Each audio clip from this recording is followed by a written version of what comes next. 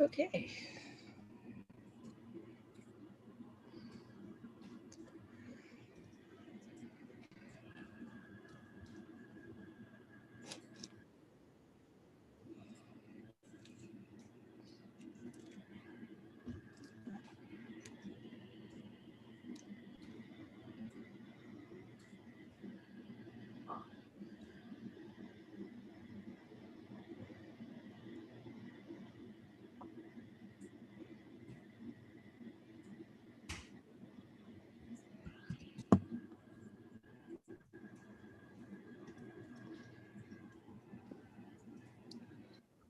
Hello, everyone. Good to see you.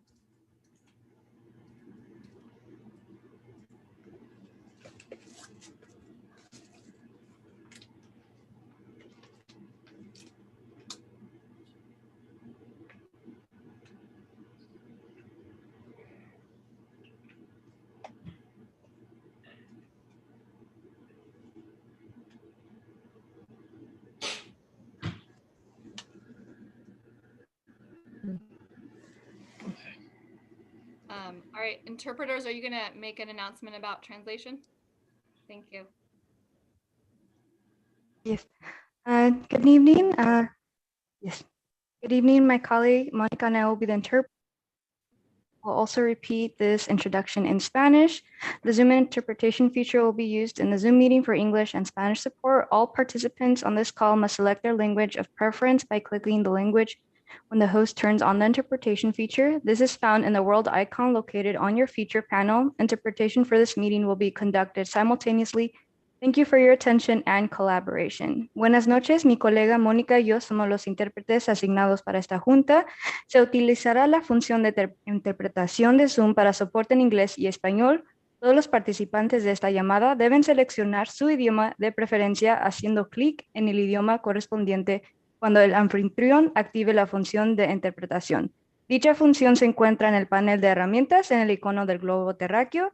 El modo de interpretación para esta reunión será el simultáneo. Gracias por su atención y colaboración.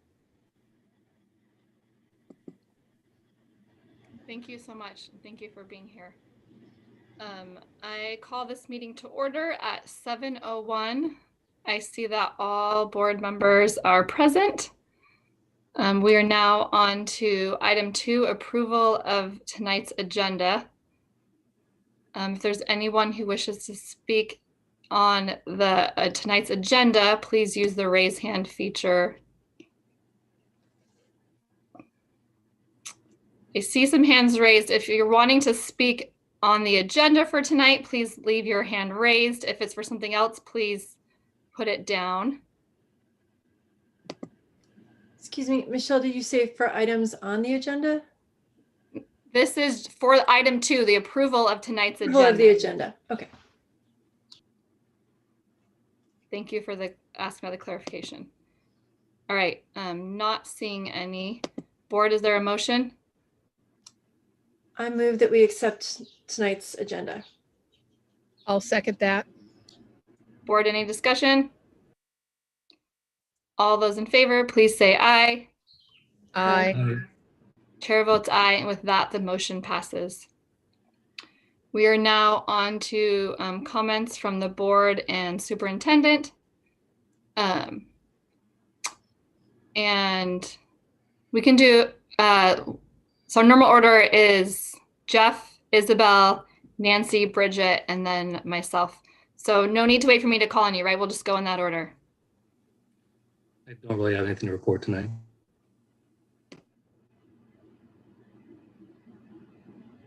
Okay, I'm next. Well, yeah, since 2 weeks ago, I suppose it hasn't been as busy. I met with the superintendent. We work, Bridget and I, on food security, a lot of meetings and volunteering and delivering food, taking boxes from one place to another. I did another Mastering Governance workshop. Suppose as we don't have to go there, we'll try to get as many as we can that I don't have to drive. We visited Monday the Vargas Elementary School, and we saw the newly reopened classrooms and their experience with the community. The kids were doing amazing. They looked happy. The classes were very dynamic. The teachers just reinvented the wheel again, and a great job. The SLGs also, the kids look very well, happy and engaged. Not as engaged as the full classroom, but they were also doing great. We did see some recess and how they work. And then we talk a lot about the needs of the school and the communities. They've been doing a great job outreaching the community and keeping in contact and knowing everything that is going on within their school community. That's amazing. Well, there have been a lot of emails from the community to read, a lot of meetings with the Superintendent Michael Gallagher, and while not doing this or working, I've been also leading local children on scout activities, outdoor and camping trips. So it's pretty much my last 2 weeks. And oh, sorry, there was also we've been doing the teacher appreciation committee this week because it's coming, the staff on SMS, the teacher appreciation staff is coming, and we have a lot of new plans and things to do. So that also came this week. And yeah, I don't know why I didn't write anything else from these 2 weeks, but that's pretty much it. Thank you.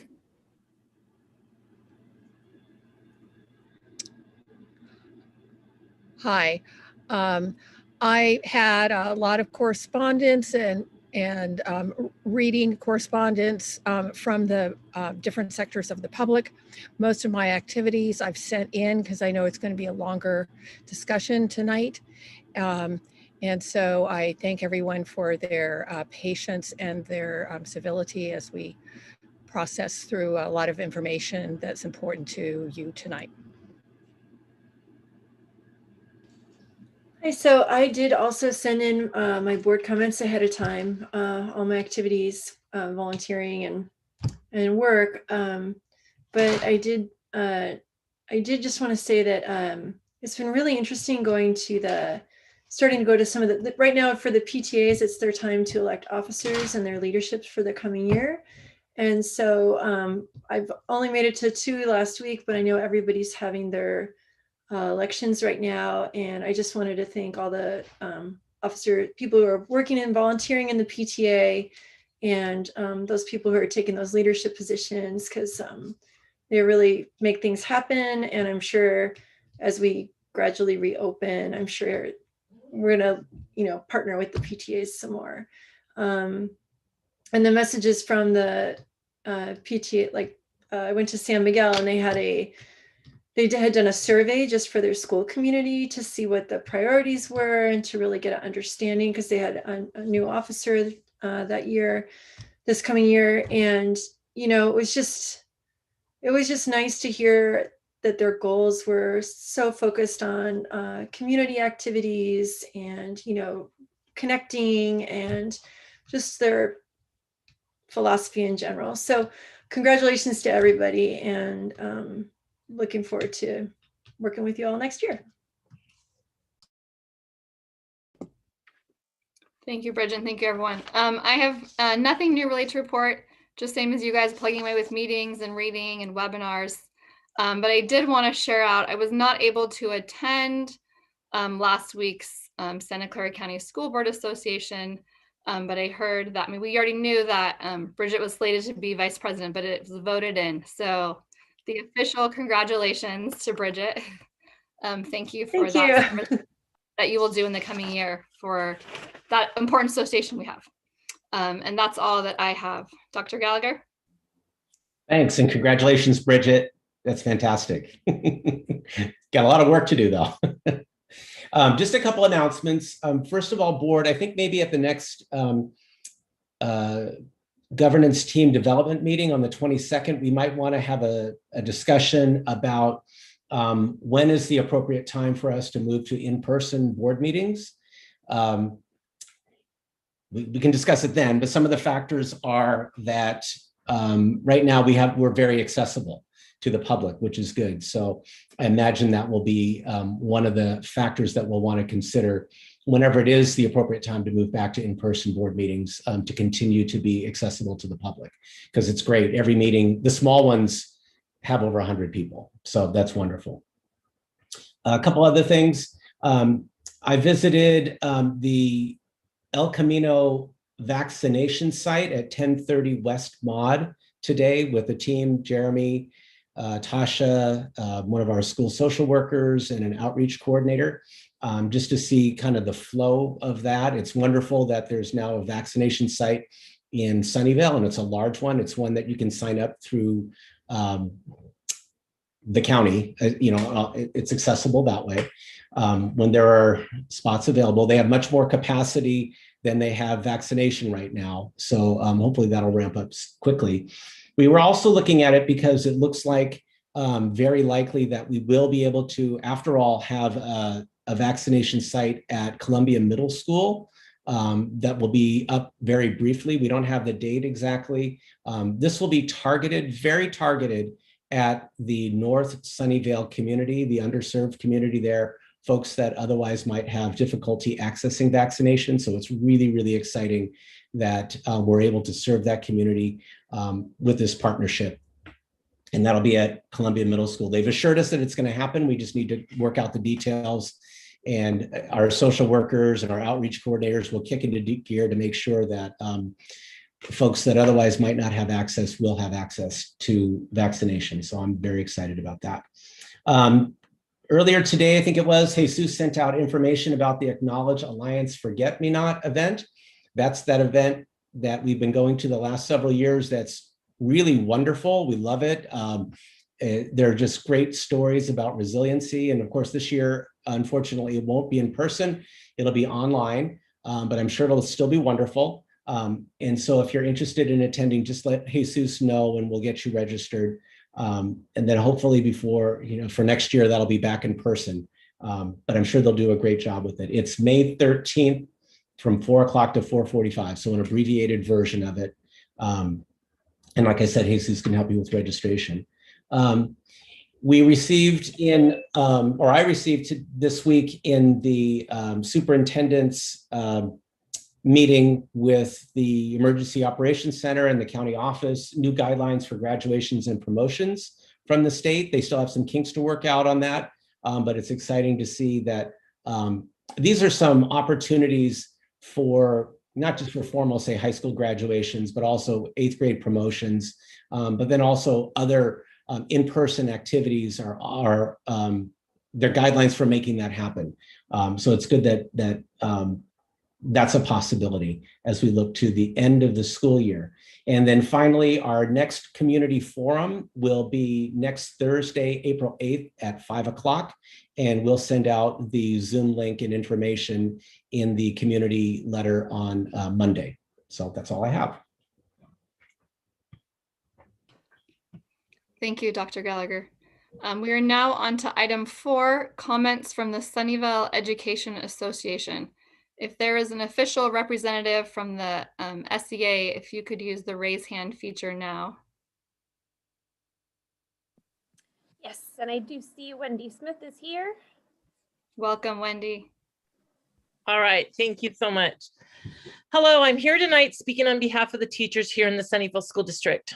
I know tonight that there will be a discussion regarding the recent change in CDC guidelines regarding the physical distancing changing from 6 feet to 3 feet. I'd like to share some thoughts and ideas from the teachers in our district. In the document, Operational Strategies for K-12 Schools Through Phased Prevention, the CDC states that the guidelines should be once the district has strictly implemented prevention strategies. It goes on to say consistent use of prevention strategies, including universal and correct use of masks and physical distancing. This is wherein our concerns lie, the requirement of strictly and consistently. Sunnyvale School District does not have the history yet to say that they have strictly enforced this or have been consistent. How could we? We just opened up to in-person instruction 2 weeks ago and only 2 grades at that time. The idea of having a phased-in approach to returning was to reevaluate along the way, making sure our protocols are working or not and readjust. Are we doing that? Many of our members have been back on campus to see that physical distancing is not consistent. Children have been seen on the playgrounds playing tag, pulling their masks down. Staff, including admin, are not always adhering to the physical distance. Why? Because it's not normal, because it takes practice and it takes time. As we add more classes in the weeks to come, we add more bodies to the school campus, we might find out that what worked for 40 students might not work for 100 students. Again, we will need to evaluate and adjust. Give us the opportunity to do just that. When we negotiated the MOU, and you'll notice I said the MOU and not our MOU, because it's a mutually agreed upon document between the district and the teachers in this district. We put the safety protocols in because as educators, we know that when children come onto our school campuses, they become our children. We invest in their safety and their well-being. Give us a chance to test our protocols, to improve our school safety plans. We know it will never be perfect, but our students and our teachers deserve nothing less than the best effort to get there. Once we have finished off this school year and have strictly implemented prevention strategies, then going into summer, given that things continue to improve, it makes sense to make those changes and move to 3 feet as we prepare for a full reopening in the fall. As teachers, we believe strongly in consistency. We know in establishing a classroom community, whether in person or online, we have to be consistent in our expectations. We do our best not to promote mixed messages. When our students are out and about in society, whether it be at the grocery store or Target or pretty much any place else, the director of this, they have to adhere to 6 feet social distancing. The director of the CDC said just this week that we are headed towards a 4th wave, but the US can change that trajectory, Walensky said. What that will take while vaccination numbers climb will be doubling on safety measures that have proved to work. Face masks, social distancing, avoiding crowds, and regular hand washing. Today in the Mercury News, there's an article that states COVID rise in infection driven by variants alarm Santa Clara County. Dr. Cody, that many of us here in this meeting have followed, stated we're back in a bit of a precarious place as far as our ability to curb this pandemic. She said that we all have cabin fever. We all want to get out. We all want to get back to our lives, but we can't do that quite yet. She goes on to say we are now seeing our case rates flatten. In some cases, that's some indication that they are beginning to tick up. Cody said we may have gone as low as we're going to get. As a teacher and as a parent, as parents ourselves, we hear these words as words of caution. Let's give our schools the strongest foundation when returning full-time in the fall. Support the teachers who are in the classrooms now setting the stage. Support what we have in place. Thank you so much.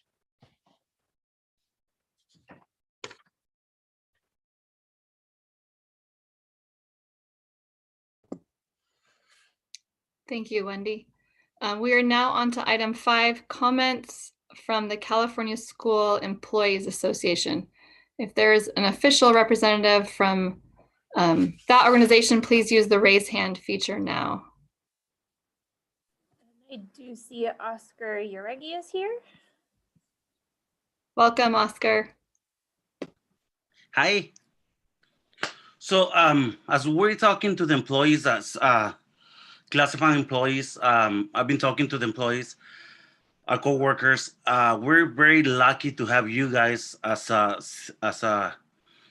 supervisors. And we just would like to let you know that, like we're so lucky that we're working together. And we see all these issues that are happening. And we agree that we can go through everything as long as we stay together. And we feel that at this moment, it's so easy to blame to people. But let's not blame to nobody. Let's just do our part. That's the way we feel. Thank you.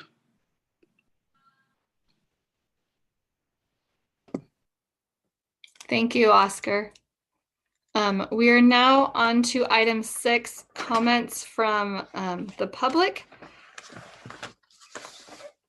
As a reminder, this portion of the agenda provides an opportunity for members of the public to directly address the governing board on any items of interest to the public.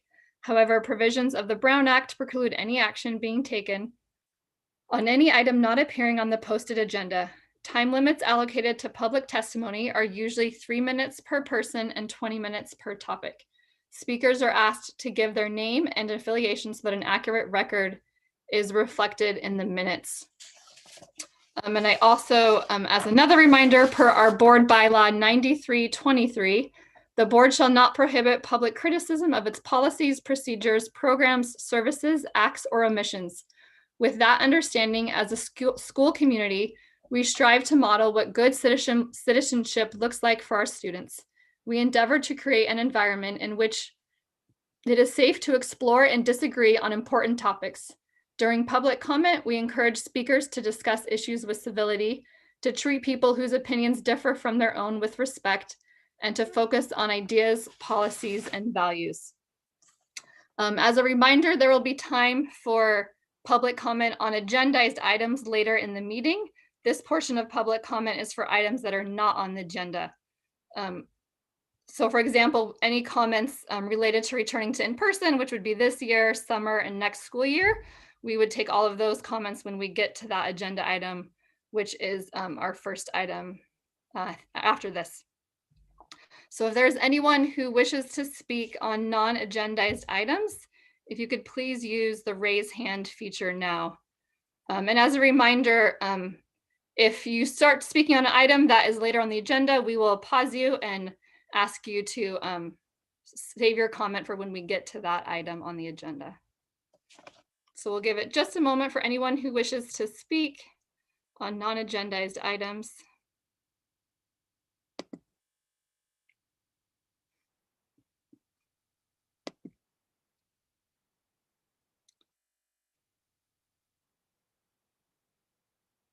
All right, Aaliyah, if you could share out the names and who the last speaker is, that would be great. And then go ahead and lead us through. All right, currently we have 4 hands raised. We have Tyler Knapp up first, then Lori Otsuji, then Pat Carpio, then Rebecca Lecky. So Tyler Knapp, you are up first. Hello, my name is Miss Knapp. I'm a first grade teacher at Ellis Elementary, and I first wanted to thank you guys for considering a hybrid model that did not include teachers teaching in person and online simultaneously. I know that's been an option and it's pretty impossible. I think the in-person hybrid option. Tyler, I'm going to interrupt you. So this is a comment related to the return to in-person. Oh, yeah. So I did have a question about that, Michelle. You were explaining if you are talking about the agenda items to wait until after the agenda?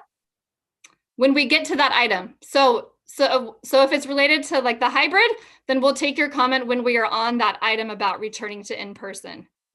So if you have something that's not on the agenda that you wanted to discuss, right now is that window. Yeah. Could you maybe put the agenda in the chat so we know what these topics are, so I don't waste your time? Sorry. I just wanted to thank you guys for the transition and share my experience as a teacher, but if that should wait, I can wait. Yeah, so if you're willing to wait, it will be on the next, if it's related to the returning to in-person, that is our next agenda item. All right, I will wait. Okay, thanks, Tyler. Okay, Lori Otsuji and then Pat Carpio. Good evening. I'm Lori Otsuji, and I've been teaching with our district for 24 years. And I just wanted to take this opportunity to share my gratitude. I just want to take to tell HR that their dedication and partnership to a very thoughtful and safe MOU is greatly appreciated. I know it took a lot of work. I also want to thank the board for being so open to listening to all sides and perspectives. It hasn't been easy. I've been to all the meetings. But most of all, I just wanted to take and acknowledge and share a personal note. I wanted to thank Bridget Watson for her dedication to our students, our families, and the staff of the district. Bridget doesn't just ask, hey, how can I help? Bridget puts words into action. So a few weeks ago, Bridget came to my class to work with one of my students. And it was so nice because she wasn't there to evaluate me or to critique me or to ask me questions. She actually came to support me. And it meant the world to me. I was so appreciative. And of course, Bridget being Bridget, she took the time to write me the most uplifting email I think I've ever received from any administrator or board member in my 24 years here. And in the short time that she was in my class, she actually saw the countless hours of work that I put into my slides, the love I have for my students, and the community I've built. And it was like being seen for the first time. It made me feel valued. It made me feel appreciated, but most of all, it made me feel supported. And I just want to say a big thank you to Bridget and thank you to the board for all you do. Thank you so much, Lori. Next up is Pat Carpio and then Rebecca Lucky. Hello, good evening. It's hard to follow what has just been said, but I'll do my best. I have some ideas down, and my name is Patricia Carpio Aguilar. I work at SMS, and I've been teaching world languages for over 30 years. However, this will be my second occasion in this career that I'm addressing the board and the cabinet at these meetings.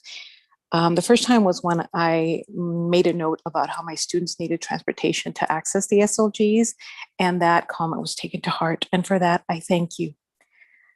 This time around, I'd like to take a moment to publicly say thank you. Thank you to our whole learning community. Thank you, board and cabinet, for your support to teaching and learning, as well as for the focus on SEL for everyone. Thank you to all the students for stretching your potential every day in class.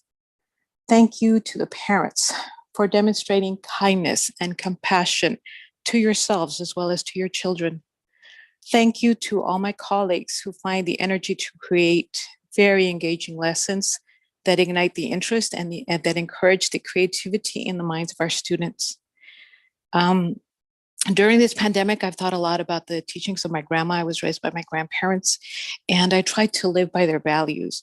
And so in this seemingly endless year of shelter in place, I've witnessed how our communities have acted upon their values. And I've seen how our connections have strengthened us, and they've brought us closer together. And in spite of this pandemic, my relationships with my students have flourished to a level that is both humbling and uplifting. We literally welcome one another into each other's homes. And because of that, we have built strong bonds of trust and respect, and we greatly value our togetherness. And during virtual school, I'm often reminded of just how much parents appreciate the work that children and teachers are doing together. I've enjoyed the very intimate moments when a mom or a dad shows up on the Zoom screen to offer kind and caring words of gratitude. They share their smiles, they share their stories, their struggles, and their joys. And I've connected with these families on a very human level. Sometimes the quiet stories told in an unassuming voice resonate the loudest. So I pass this on to you today because these stories matter. My students and their families rarely, if ever, 30 address seconds you left. all at these meetings, but stories matter too, and gratitude cannot be taken for granted. We love our students, we love their families, and we thank you, and we thank them all for what we have accomplished together this year. So on their behalf, I thank you. And to everybody listening, my heartfelt thank you to you all. Gracias. Thank you so much, Pat. And last up is Rebecca Lucky. Good evening, board members. Rebecca Lucky with 2 daughters in the Juntos program at San Miguel. I'll be speaking on another agenda item, but I just wanted to jump in here because I'm just troubled about the process of this public meeting and particularly how it's structured. So with that, I would respectfully request that any kind of unions or representatives be given the same amount of public comment time as parents when speaking about reopening. It is a rule that comments cannot be given on an agenda item out of order, and this was done in this meeting by the teachers union representative. I find it odd that unions are given a dedicated agenda item to speak at every board meeting with unlimited time. This is not even done at a local government level. From time to time, that may make sense, but it's really unfair when an organized union has more influence over this board and comment time than your constituents, particularly when there is a parent group that it has organized and is denied additional time to speak and is instructed to spread out our comments over several speakers with reduced time due to the number of commenters on a particular agenda item. The same rule should apply equally to everybody who is commenting about reopening. Thank you. Thank you very much.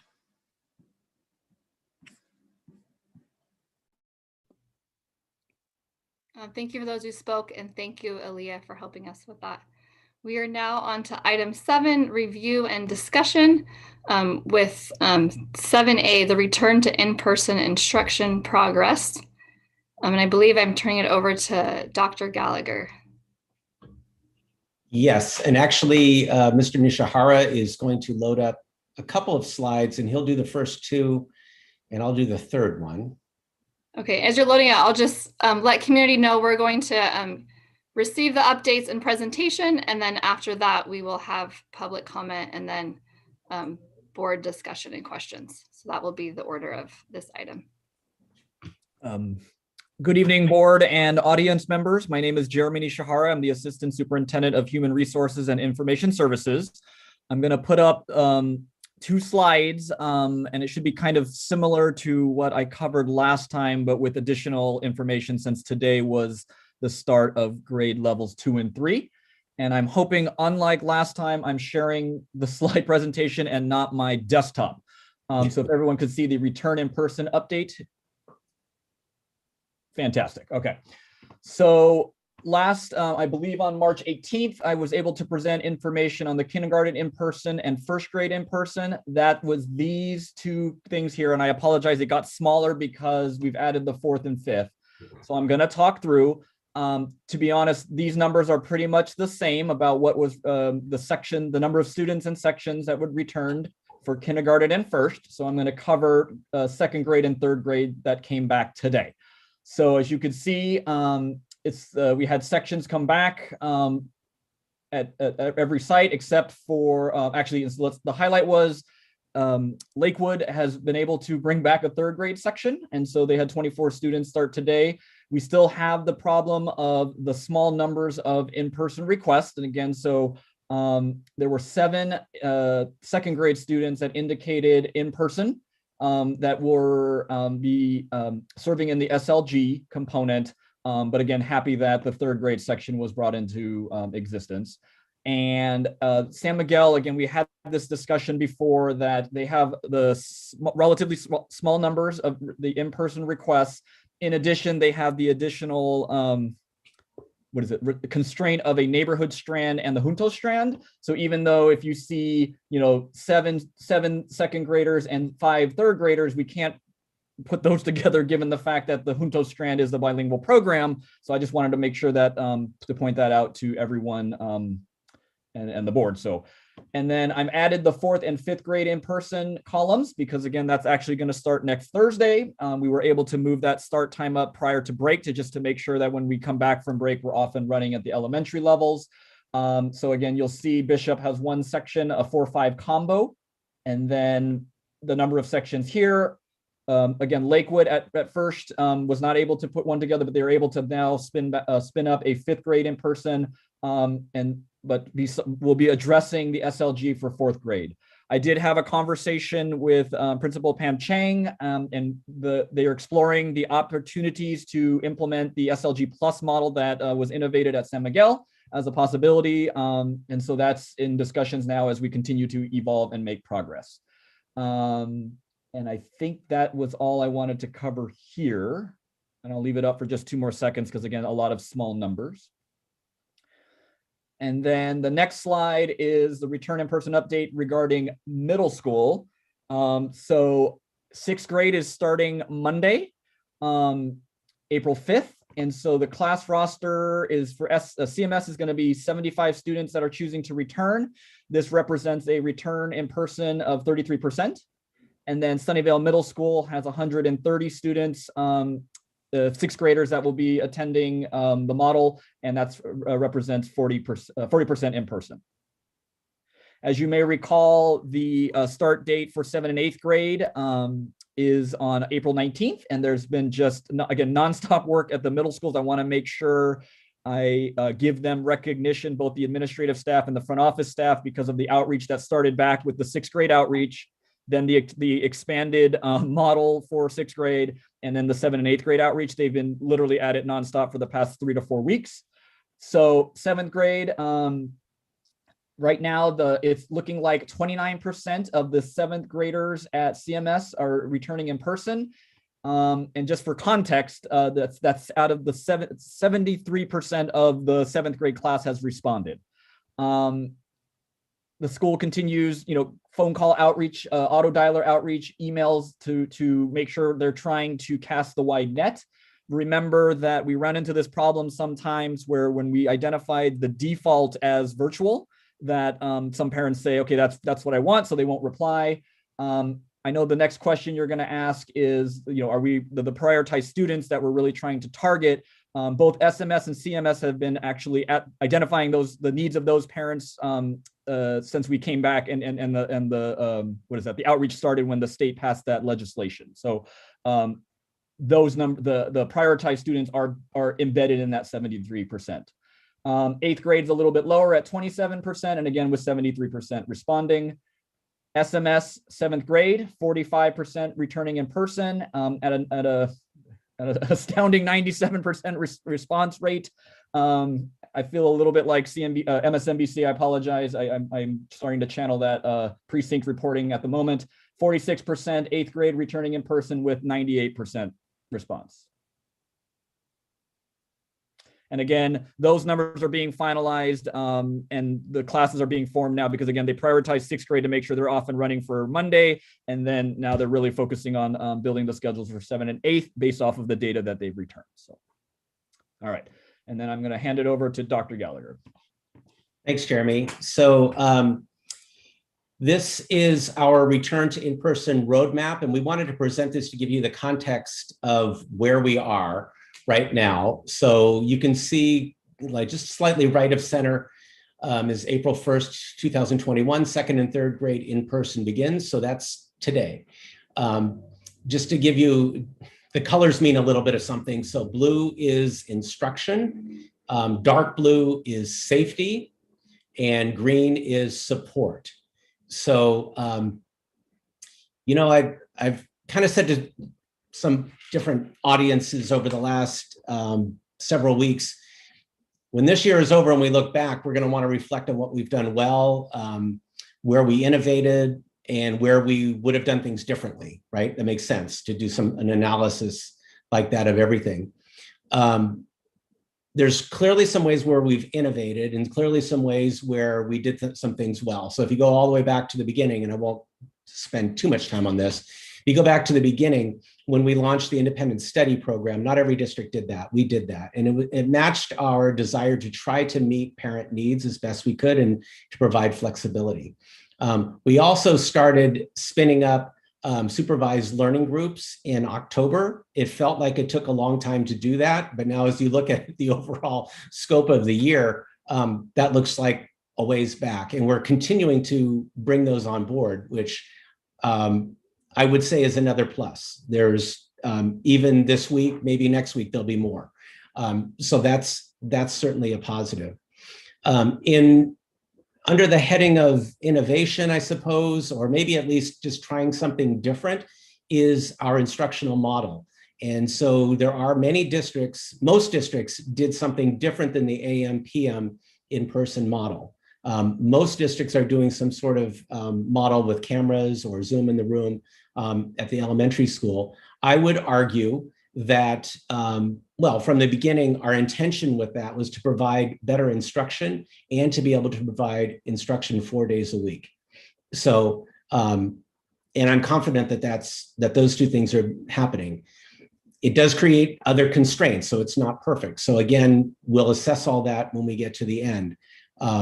But that is an indication that we could have taken the easy road, but we didn't. We're taking the more challenging road. Also, what we've done well is reaching agreement with our employee groups in late fall on the return. So we reached agreement with them, which allowed us to put together a return plan that we're implementing. And not only is it a success that we're implementing it, it's also a success that we were able to communicate our plan as early as November and December, and then we were ready in January. I don't know if we all remember that, but our initial start date, our initial rollout date was targeted at January 21st. We were ready to go. But we did say, and I think wisely so, that we weren't going to start until we were in the red tier. And if you remember what January was like, that was probably not a wise time to start. Probably we could have done it safely, but we wouldn't have had the full confidence of our community in doing it safely at that time. So wisely, we waited. And so we waited consistent with our consistent messaging, and that we would wait until 2 weeks in red and then we started. So that brought us to March 18th, and we've started rolling out our plans. So we get to the point now where there's an opportunity because of a change in CDC guidance. It's a shame that the CDC didn't know that it would be, in their wisdom and their analysis, that it would be safe to return with students 3 feet apart back in January, even 2 months ago.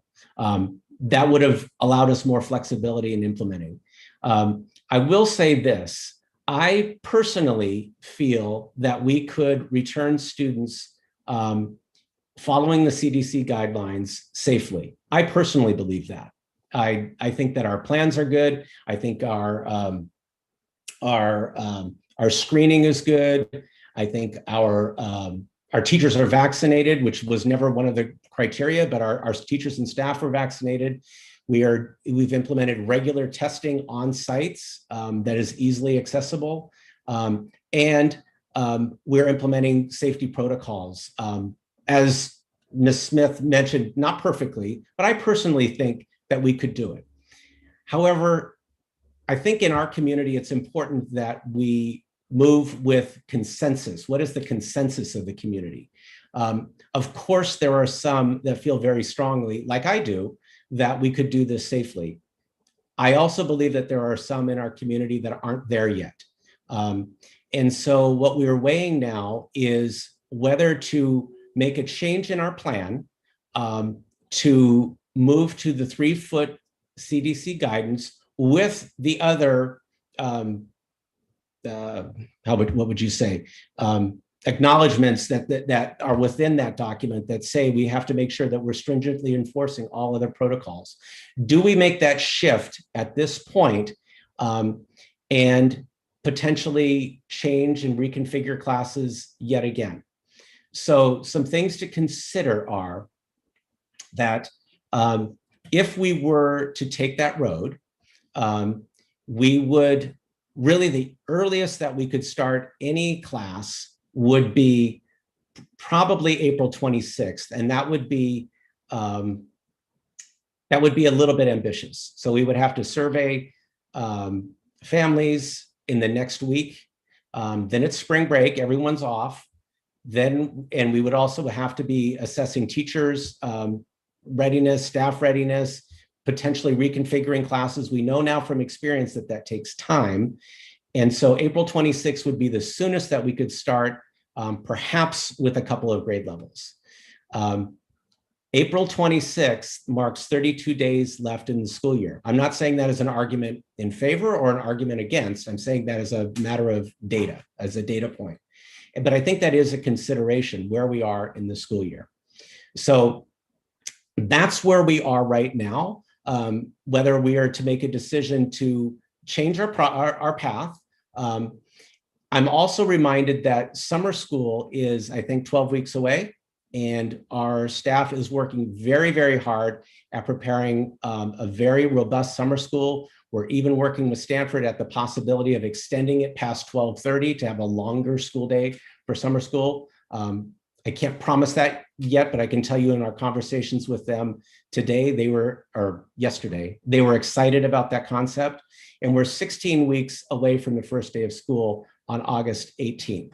So our absolute commitment, and we heard this from the teachers and from the teachers union president, I think that there's a shared, I'm confident that there's a shared commitment to full in-person instruction on August 18th. The question is how to get there, and do we switch our path at this point?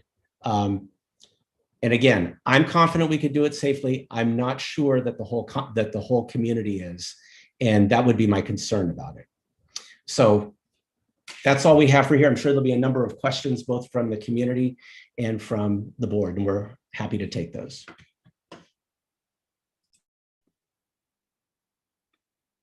Thank you, Dr. Gallagher. At this time, we will open up for public comment. As a reminder, per our board bylaw 9323, the board shall not prohibit public criticism of its policies, procedures, programs, services, acts, or omissions. During public comment, we encourage speakers to discuss issues with civility, to treat people whose opinions differ from their own with respect, and to focus on ideas, policies, and values. At this time, anyone who wishes to speak on this item, please use the raise hand feature. And again, we need you to raise your hand now because we will be determining time based on that. So we'll give just a moment for anyone who wishes to speak to the return to in-person to raise their hand.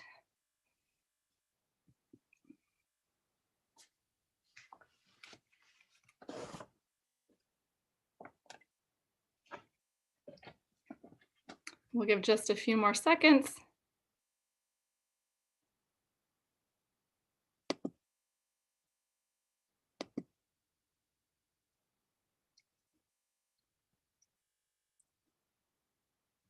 All right, it looks like we have 10 people.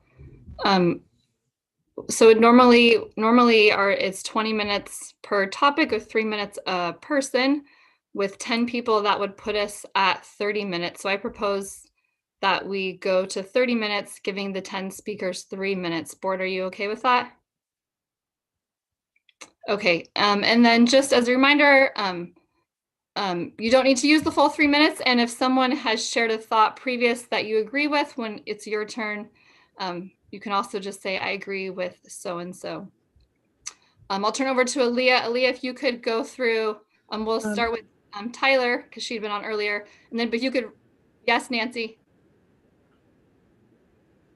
Yes, Nancy. I have a point of clarification. So if everybody has spoken and it's less time, then we're not going to add more comment from the people. We're just going to let the people who have said they wanted to do something now, those will be the people that are speaking. Yes, correct. So Leah's going to read off the list right now and say this is the last speaker, and we will go with that list. Thank you, Nancy. All right, Leah, so if you could read off the list and then lead us through public comment. Thank you. Yes. So as Michelle mentioned, well, now we have 11 hands. All right. Well, but so it's 11, but we're not adding any more. Okay, so we'll stick with our 10. First up is Tyler Knapp. then Brooke Streischock, Rebecca Lucky, Megan Sanchez, DEO, Ophir Mullah, Anat L, Tiffany Anderson, Mark Nakamoto, and Leah Brunnings will be our last speaker. But first up, we will have Tyler Knapp and then Brooke Streischock up next. Hello. So you know who I am because I already talked. I'm sorry. Gotta learn this process. So I wanted to thank you guys for not implementing the hybrid model that has teachers teaching in person and also online. I think that's nearly impossible for teachers to do, and the ones who are doing it, God bless them.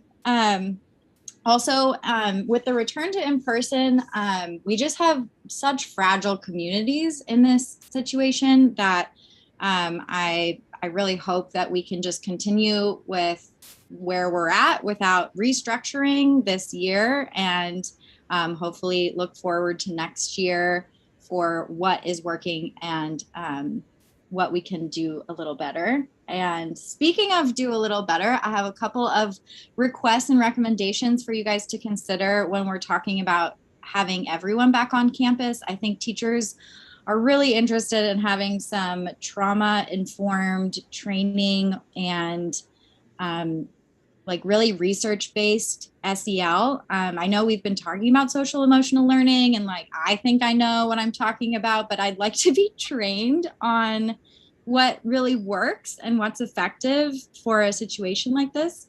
Having more staff and more hires is going to be really important next year to be able to implement the CDC guidelines. I know we are trying to do the SLGs and the in-person, and just having the manpower to be with children and help them out with this new expectations of not going near each other. And the last thing is the hand washing stations, because last March before we shut down, it was weird having my students have water on their hands, get in line, have some soap so they could start making suds, and then take turns rinsing off the soap in freezing cold water. So I know Ellis is going to be under construction, so we have some other complications with sinks and stuff, but having like portable hand washing stations might help. And thank you all for the hard work that you do. Thank you, Tyler. And then next up we have Brooke Streischock and then Rebecca Lucky. Hi there, thank you. I just want to point out, thank you, Bridget and Aaliyah, for your pronouns. I think it's really important. I wish everybody would do that. So I just want to speak on behalf of continuing with virtual learning, which was an option that we were promised all along. I cannot think of a single benefit to bringing my children back to campus for in-person learning this late in the school year. My children are thriving, and I have confirmed with both of their teachers that they are on track to finish their entire curriculum by the end of the school year. Virtual students are constantly being left out of this conversation and overlooked, as apparent by the most recent events. First, Closing Circle, which was made a very big deal, we were told was mandatory and part of attendance, has been canceled for not 1, but 2 weeks for my child, who is in a 4th, 5th grade combo class, due to a teacher who's not even my own child's teacher going back on campus, which I'm not really sure how has anything to do with her class. So now she's missing out on education minutes.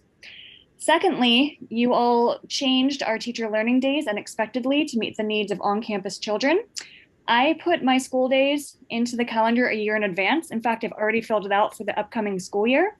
So I make sure that I schedule appointments, my work days, anything that's important, vacation days around those days. So for you to change it, not giving any consideration to virtual students yet again, is really disappointing.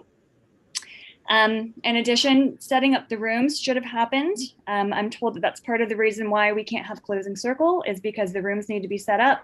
Should have been done in August, when we knew that we were going to be bringing kids down to campus. Our kids and parents as well have lived through unspeakable trauma this year. Thank you, Tyler, Ms. Knapp, for talking about actual informed trauma training. Uprooting them now will only add to it.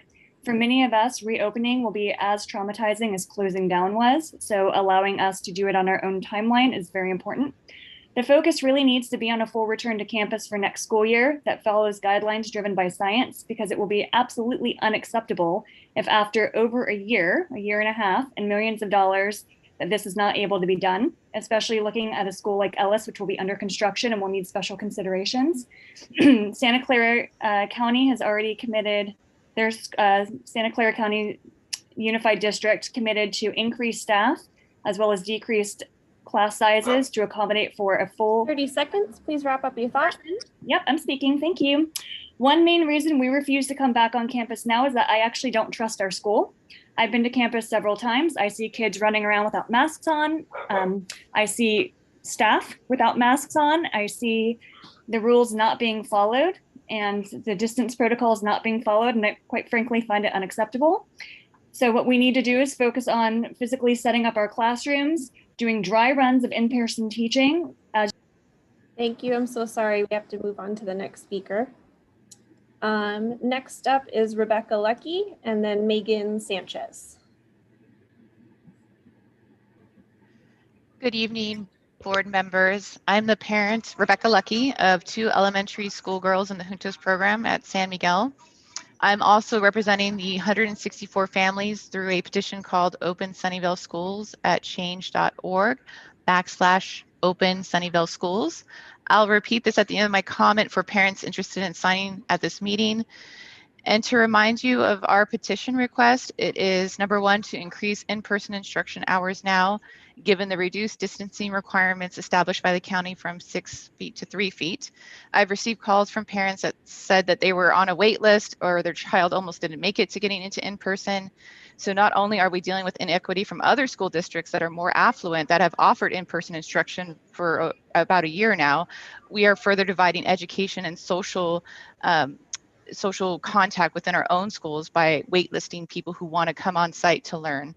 And the second ask is to reopen full 5-day in-person instruction for every kid by fall and increase summer school and after school learning programs. It does appear that the summer school program is operating for 4 hours for a month, but we don't think a month is going to be enough to make up for the lost learning, and that there needs to be a focus on after school programs as well.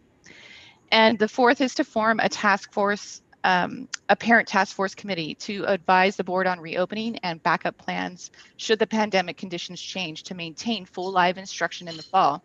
This is critical to build the confidence and trust that's been broken in this process. We understand that there is an existing reopening committee made up of staff and parents, but do not feel that this is inappropriate to continue based on the feedback given over the last few months. A do-over is needed in this regard, and I did send an email potentially outlining the structure and transparency that could be looked at. And I think there's just an overall concern. We've heard now from the teachers union and from a teacher that previously spoke that, you know, they want to see full safety measures, even though they've had the ability to get vaccinated. This is very alarming. It makes us have less confidence that a fall reopening is going to be likely. And again, why we are pushing to have a parent task force so that we do not continue to go down this path that didn't work the first time and start anew. And just for, again, the parents that are listening, the petition is www.change.org/Open Sunnyvale Schools if you'd like to sign. And my children are in the SLG program and have had a significant change in engagement and a positive outlook. You know, we haven't contracted any COVID-19 or anything like that. And from what I understand, they've had these supervised learning groups even at the height of the pandemic. And I imagine that kids were probably running around without their mask. And it's been reported that no one has contracted again COVID. So I think, again, we're concerned about fall based on some of the comments made by teachers. Thank you. Thank you. Next up is Megan Sanchez, followed by DEO. Good evening, everyone. I'm Megan Sanchez, and I am a mom of 2 kids at Ellis, a kindergartner and a 4th grader. And I'm speaking on behalf of staying virtual for the rest of the year. My children have had an amazing experience staying virtual. In fact, my kindergartner has had a better year virtually than my son did in a different district. We've had a great experience. My 4th grader is really nervous to go back to school. right now. He knows what's going on in the world and he wants to do his part to keep everyone safe. And I want to respect that as his parent. Another concern I have is changing this close to the end of the school year. The kids have already had so much change starting last March. I just don't think it's a responsible thing for us to have them do that again. So basically, I just want to leave everything as it is, and let's work towards a full reopening in the fall and keep everyone in our community healthy and safe. Thank you. Thank you very much. Next up is DEO and then Ophir Mullah. Evening. I cannot believe the statement from the teachers union.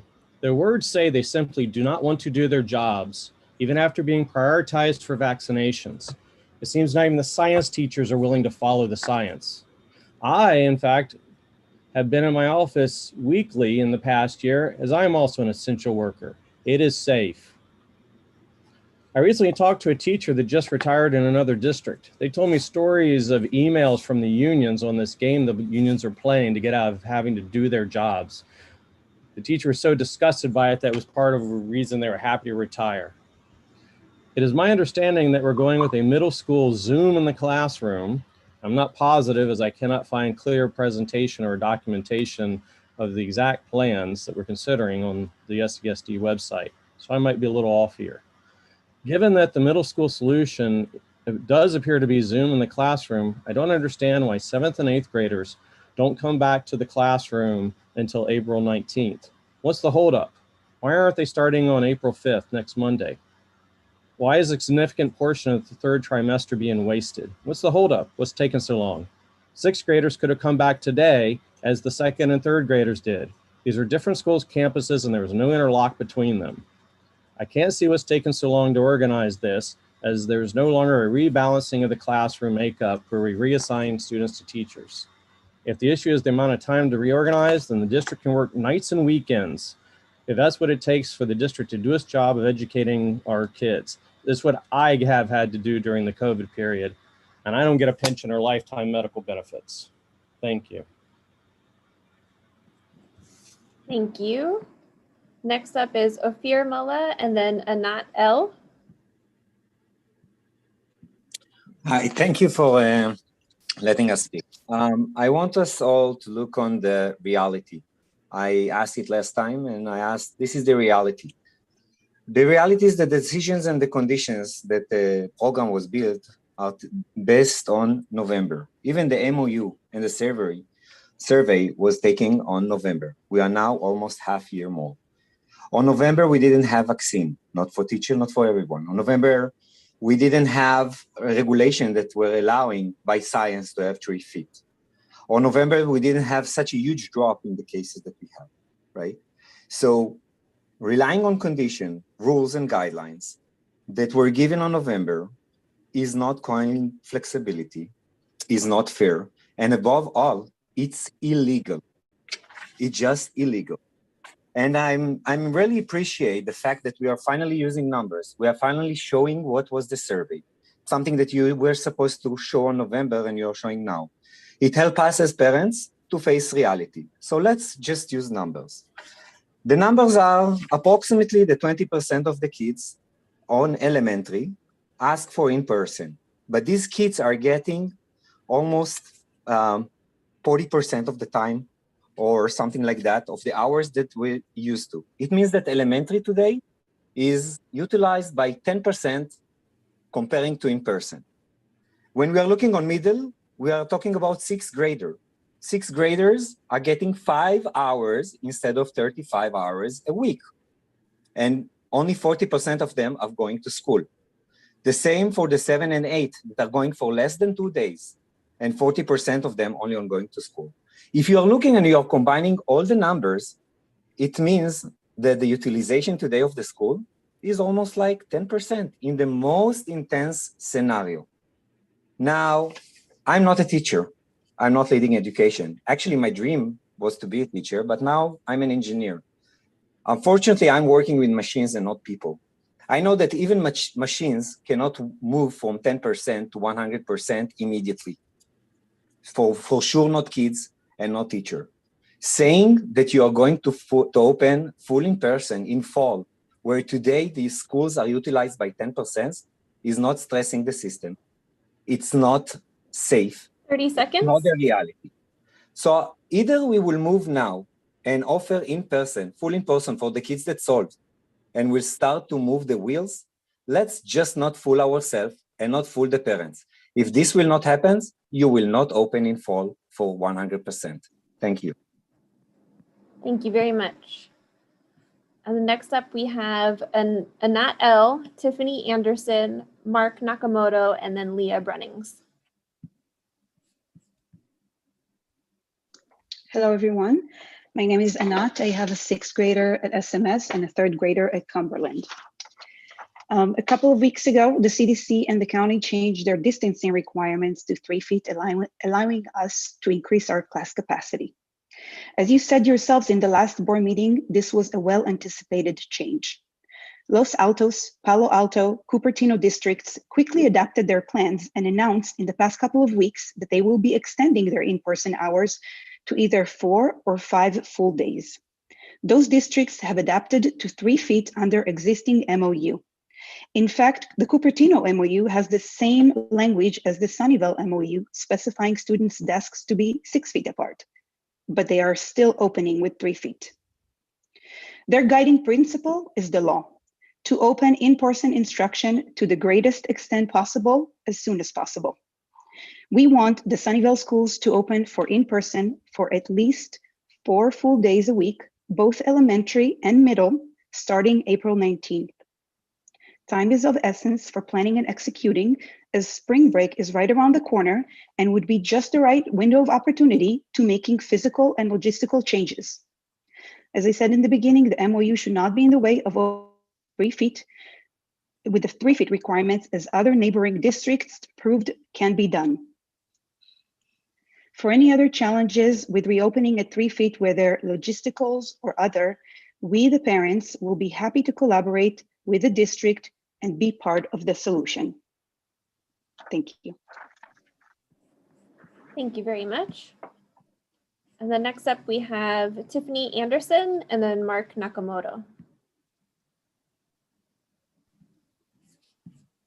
Hi, thank you for letting me speak.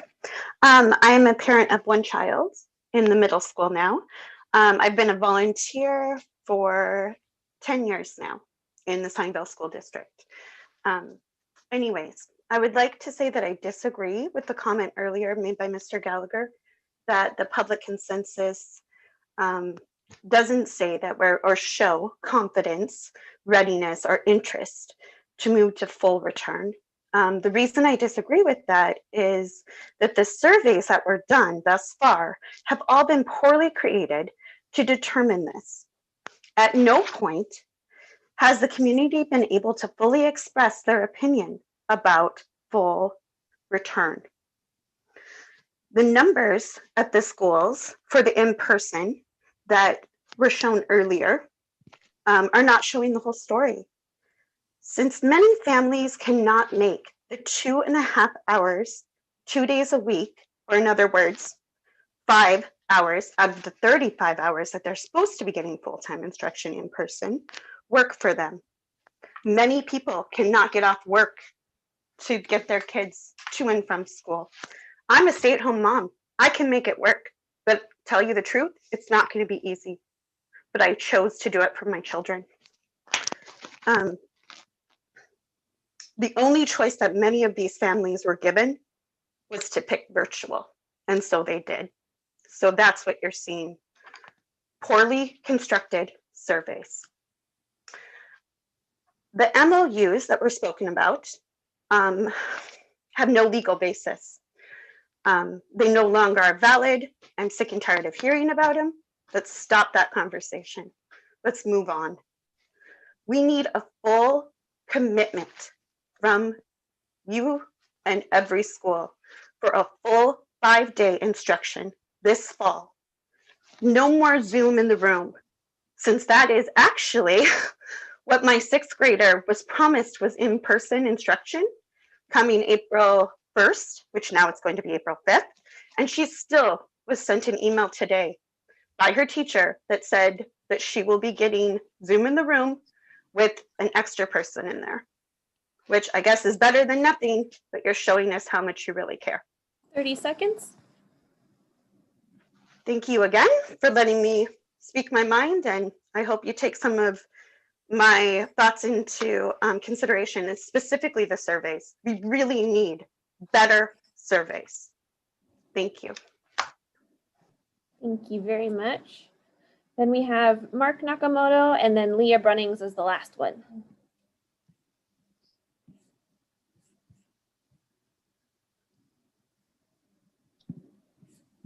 Hi, can you guys hear me?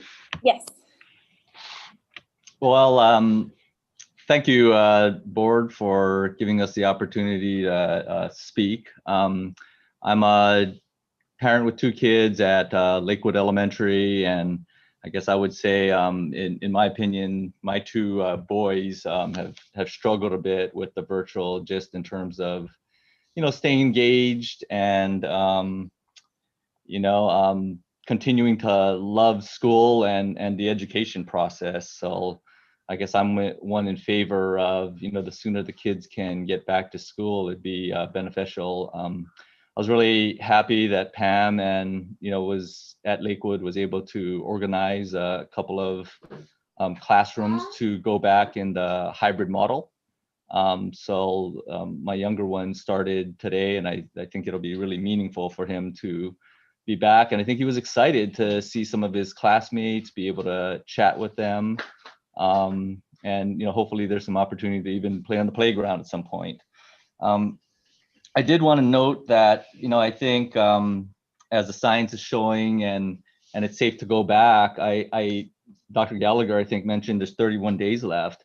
And I just wanted to point out that I think that's a meaningful chunk of the school year still.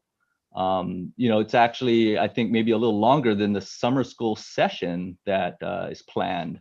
So, for, an area of North Sunnyvale where there's concerns about equity, I guess I would just encourage us and everyone to think about using that time to the greatest benefit. I think kids are falling behind. I think they're missing out on some of the other things you get out of being in person. So it'd be great to have, start off with that, plus have the summer school session. So, I do maybe agree a little bit with the previous commenter that I think a survey, would be beneficial. I think it would be great to also, as part of that survey, just inform the community on what maybe the science and the recommendations of the CDC are saying, and see if with that information, there's a different response and different comfort level with going back to school. 30 seconds. I think that was it for me, but thank you for the opportunity. Thank you so much. And last up is Leah Brunnings. Hi, can you hear me? Yes. Great, thank you. Thank you for the opportunity to speak. And thank you to all the speakers. I can tell the compassion and sensitivity that everyone brings to the table. And I know this is not an easy subject. I am a teacher in the district. This is my 18th year teaching in the 3rd school district I've taught in. I'm also a mother of 2 children, a 3rd grader and a 5th grader in the district. And I do want to mention that I have felt very appreciative of the board and the district to work with. As somebody who's worked with several districts, I appreciate all that you do to put into hearing us and listening, and just wanted to commend that piece too. I was looking at the map Dr. Gallagher mentioned, and the very last piece, the return to full in-person in the fall, as both a parent and a teacher, is so critical right now, that I think about all the plans that we've put in place just to reach where we have come to along that roadmap, and how much time and effort and energy. And as a teacher and a parent in this, I have 2 perspectives and 2 windows I can look through and see. And I know the planning as a teacher, and I know the planning parents have to put into making it work for their family. And I just keep looking at that roadmap wondering, should we be taking this time now to reconfigure? And I remember Dr. Gallagher mentioning to pivot a ship, it takes a huge amount of time and energy. And this was back in the fall. And to do another pivot will take a huge amount of time and energy that I would like to be seen put towards the fall, where we can truly impact many more students at a much greater level, because that's going to take so much planning. When we talk about bringing 150 students onto a campus, it's one thing. When we talk about bringing 750 students onto campus, it's a whole nother ballgame. And I'm curious too, as a teacher, if we are truly considering lowering those class sizes. I think of the triage that the teachers are going to face on a daily basis come fall. And I know with 24 kids versus 28 kids versus 32 kids, as you go up in the grades, I can only imagine how much time and energy and effort that is going to take from the teachers. And then from a parent perspective, knowing that my child is one of 20 versus one of 30 is a huge difference in what the teacher is able to do and achieve.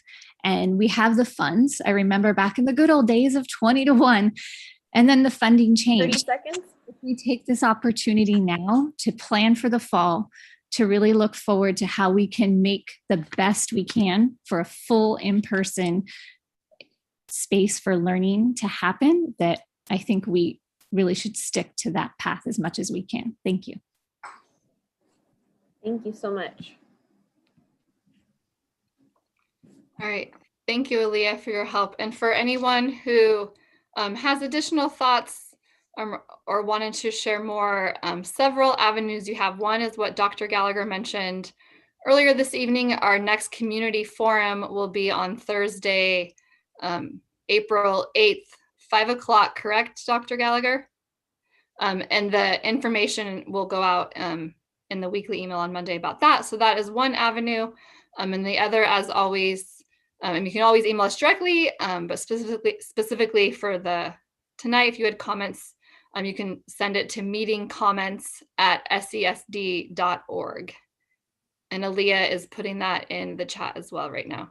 Thank you for all those who shared your comments. And as you can see, we keep talking about this idea, right, that there are many different feelings and perspectives, and what our students need and our families need is different, right? And we were able to hear that tonight with a broad range, right? So it's helpful. I think all of us board members appreciate hearing from everyone, right? Especially when there's hearing those different perspectives to understand there's a lot of things that we've got to balance right now. So thank you to everyone. Dr. Gallagher, do you have some of those comments and questions? Do you think there was more comments than questions per se? But do you have anything that you wanted to address from that directly? And then we can kind of go into. I'm going to call on a couple of my cabinet members. First, so I'll prepare you a little bit. Tasha, there were a couple of comments about trauma-informed support for students and actually, frankly, for staff as well. The comments were about next year, but they might just as well be about this year. If you could talk just a little bit about what our efforts are in that way and what they might be looking forward. And then Mr. O'Brien asked about the middle school program. Ms. Ahuja, if you could kind of just briefly describe what the middle school model is for the in-person after Dr. Dean is done. Very good. Thank you so much, Dr. Gallagher. Thanks for the question. We have been very intentional, and we recognize that not everyone gets every message that goes out. So my comments now are just to give you a perspective of the resources and the things that are available. And this is for any staff as well as for any families that are listening. And if there's something you don't hear, I encourage you to reach out to the contact information in the chat. And you're also able to reach out to our department directly in the Department of Student Services if you have needs around social emotional learning, counseling, or any mental health types of needs. But just to give an overview of perspective, we do have counseling services. We've actually been providing counseling and mental health services since the closure. It was a pivot move. We've said that many times this evening. And that pivot move meant that our interns that we work with, our community agencies, and our social workers have actually learned to improve upon their teletherapy services. So for our students who were not willing or able to be in person, and were able to access those services. We provided those who needed the more intensive services. And for some families and students, we've actually been meeting them in parks and other places in order to maintain safety. So those are some of the more, what I call counseling, more specific and maybe more intensive services. When we talk more globally about social-emotional learning, you and staff and family community emails that have been going out weekly, resources have been provided there. If you go to the website, there's also some links there to talk about social-emotional learning, things you can do on a weekly basis, things you can do just with your family, things just to take a pulse on where you are as a family as well as a staff member. Internally, we do have a website that the Human Resource Department has put together that also has some links and resources specifically for staff. So those are just some highlights of some of the things that are available. And then lastly, I think the comment was about trauma-informed care. One of the things we've done is there's about 10 to 15 staff in the district that actually have been going through trauma competent care to be more intentional about that. And so we've been doing that work, and also we've been working with social workers, our social emotional coach, actually our instructional coaches in general, to really begin preparing for this work so that we're prepared not only for this year and what we've been doing, but also to really be proactive in some of the services and things that we provide to our teaching team, our staff next year, but also to our families. And so those are just some of the things that are going on. But again, I do want to stress, if that's an issue for you and you're listening, please do reach out and we will direct you to resources internally as well as within our Sunnyvale community.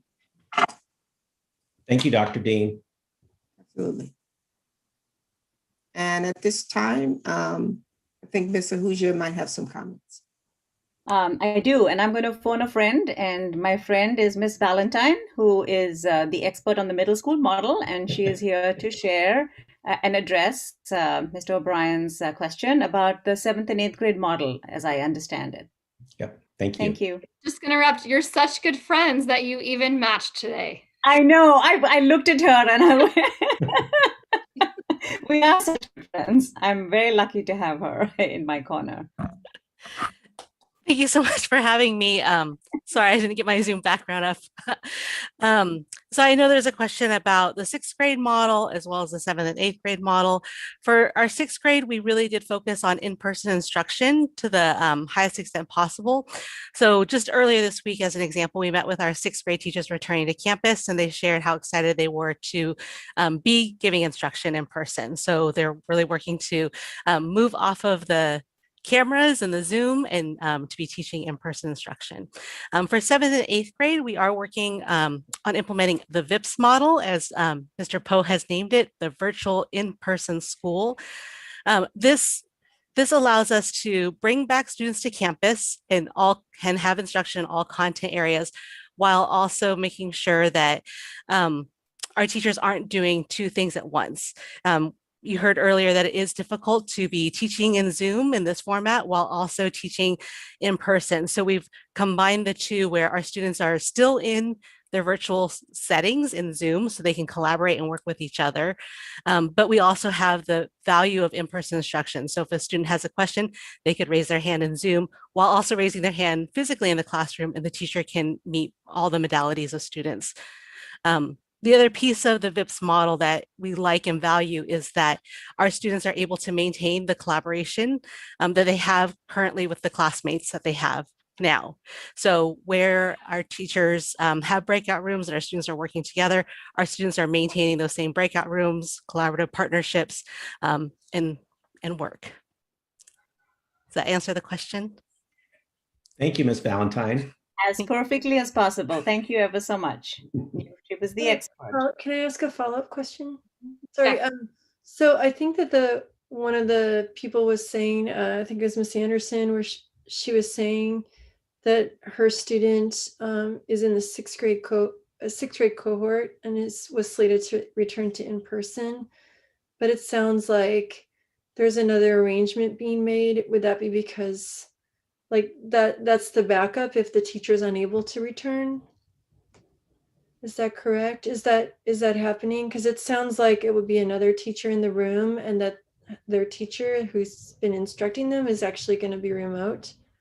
Is that is? I think Jeremy may be able to answer. I'm not sure. It sounded like that's what was. Yeah.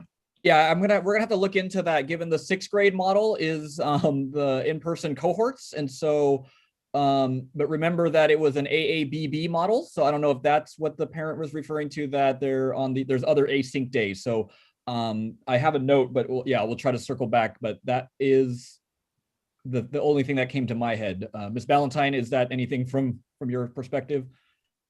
Yeah, I was also thinking the same, that we need to investigate this a little bit further. It is also possible that the student might have some services on campus during portions of the day where their teacher isn't on campus. So we can definitely look into it and follow back up. And then I have a quick clarification for 6th grade, the in-person, those who are going to the in-person model, their classrooms might be getting reconfigured. They're getting the main subjects like math, social studies. There's 2 more, science. ELA and science. English, yeah. Those ones are in person, but then they're still keeping their elective and PE virtual, correct? Those are not in person, right? They are still virtual.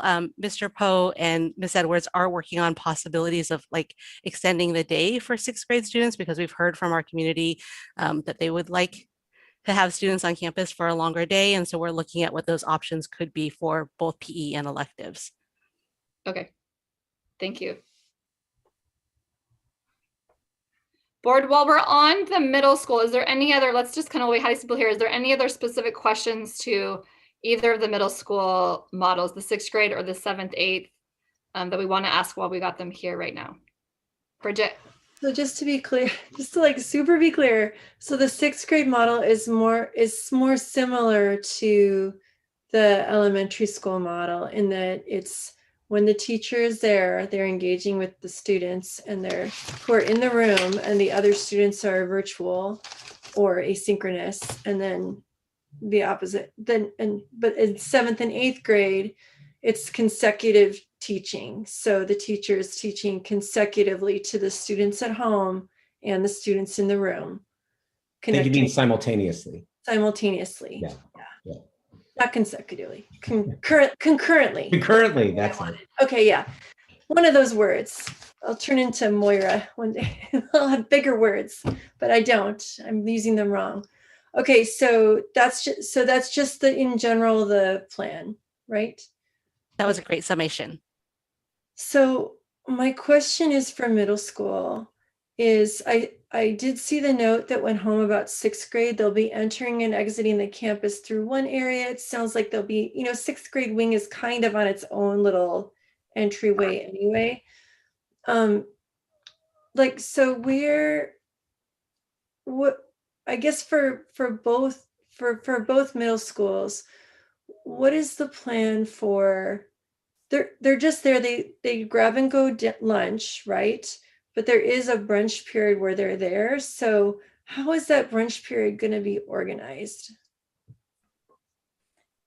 In Bridget, there are probably 2 questions in that brunch, which is like a snack piece of brunch and like also just like location.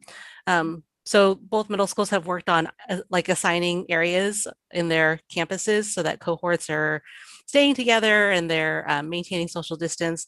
And then we've been working, I know Lori Van Gogh is here, but working on food services to make sure that our students also have access to brunch and lunch during that time. Well, I think the grab and go food is not an issue. I just meant like in terms of like how they're gonna be Socially distant. Socially distanced and supported and encouraged.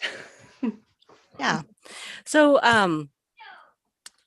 at Columbia, they're going to be carting food out to the different areas where the students are.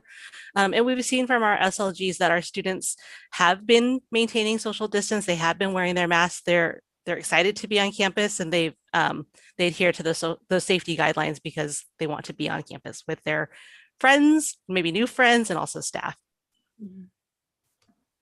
Okay, those are my Oh, and then well, my other question that's about reopening for middle school isn't about the classroom configurations. It's about, and it's actually for all the schools. As we move towards the fall, is there an opportunity to work with our facilities and work with our PTAs and things like that to create some outdoor classroom spaces that could be shared? So not like would take over for the classroom instruction, but maybe having more spaces outside for, like, when the kids are outside at the middle schools, there's not a lot of seating areas. And I happened to go to the SMS PTSA meeting, and there was a request from the teachers to utilize some of their field trip funds that they weren't able to use to put that towards seating for students, because the students didn't like sitting on the ground. And I'm just thinking, like, I know we have tables, I know we have chairs, I know we have parents who want to help. I'm just wondering if there's a way where we can, and the PTAs don't want to do anything because they really do want the district to, manage and organize it. They don't want to get in the way. Yeah, Mr. Smiley, could you kind of take that one? I think what Ms. Watson is asking is, like I always envisioned the little amphitheater at Cumberland for some reason, right? And when it was first designed, like, oh, kids will be out there all the time, and then over time that wasn't used as much.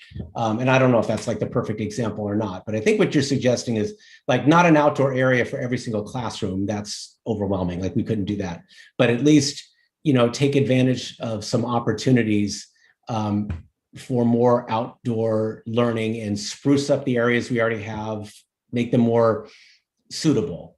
Is that?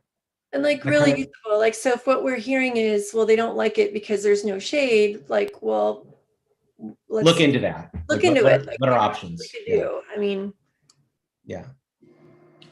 So I can speak to the shade, and then I also, just to get a little more of an understanding of what you were talking about as far as, folks, I guess, flowing in and out of these spaces instead of it, I appreciate that the thought is not prevailing to find space for everybody to be at one time, because that would just simply overwhelm the area. But working with the school sites, and particularly through the master planning process, I think there would be a good option to make that a standard going forward regardless, and really make it something that's intentional and can be used well.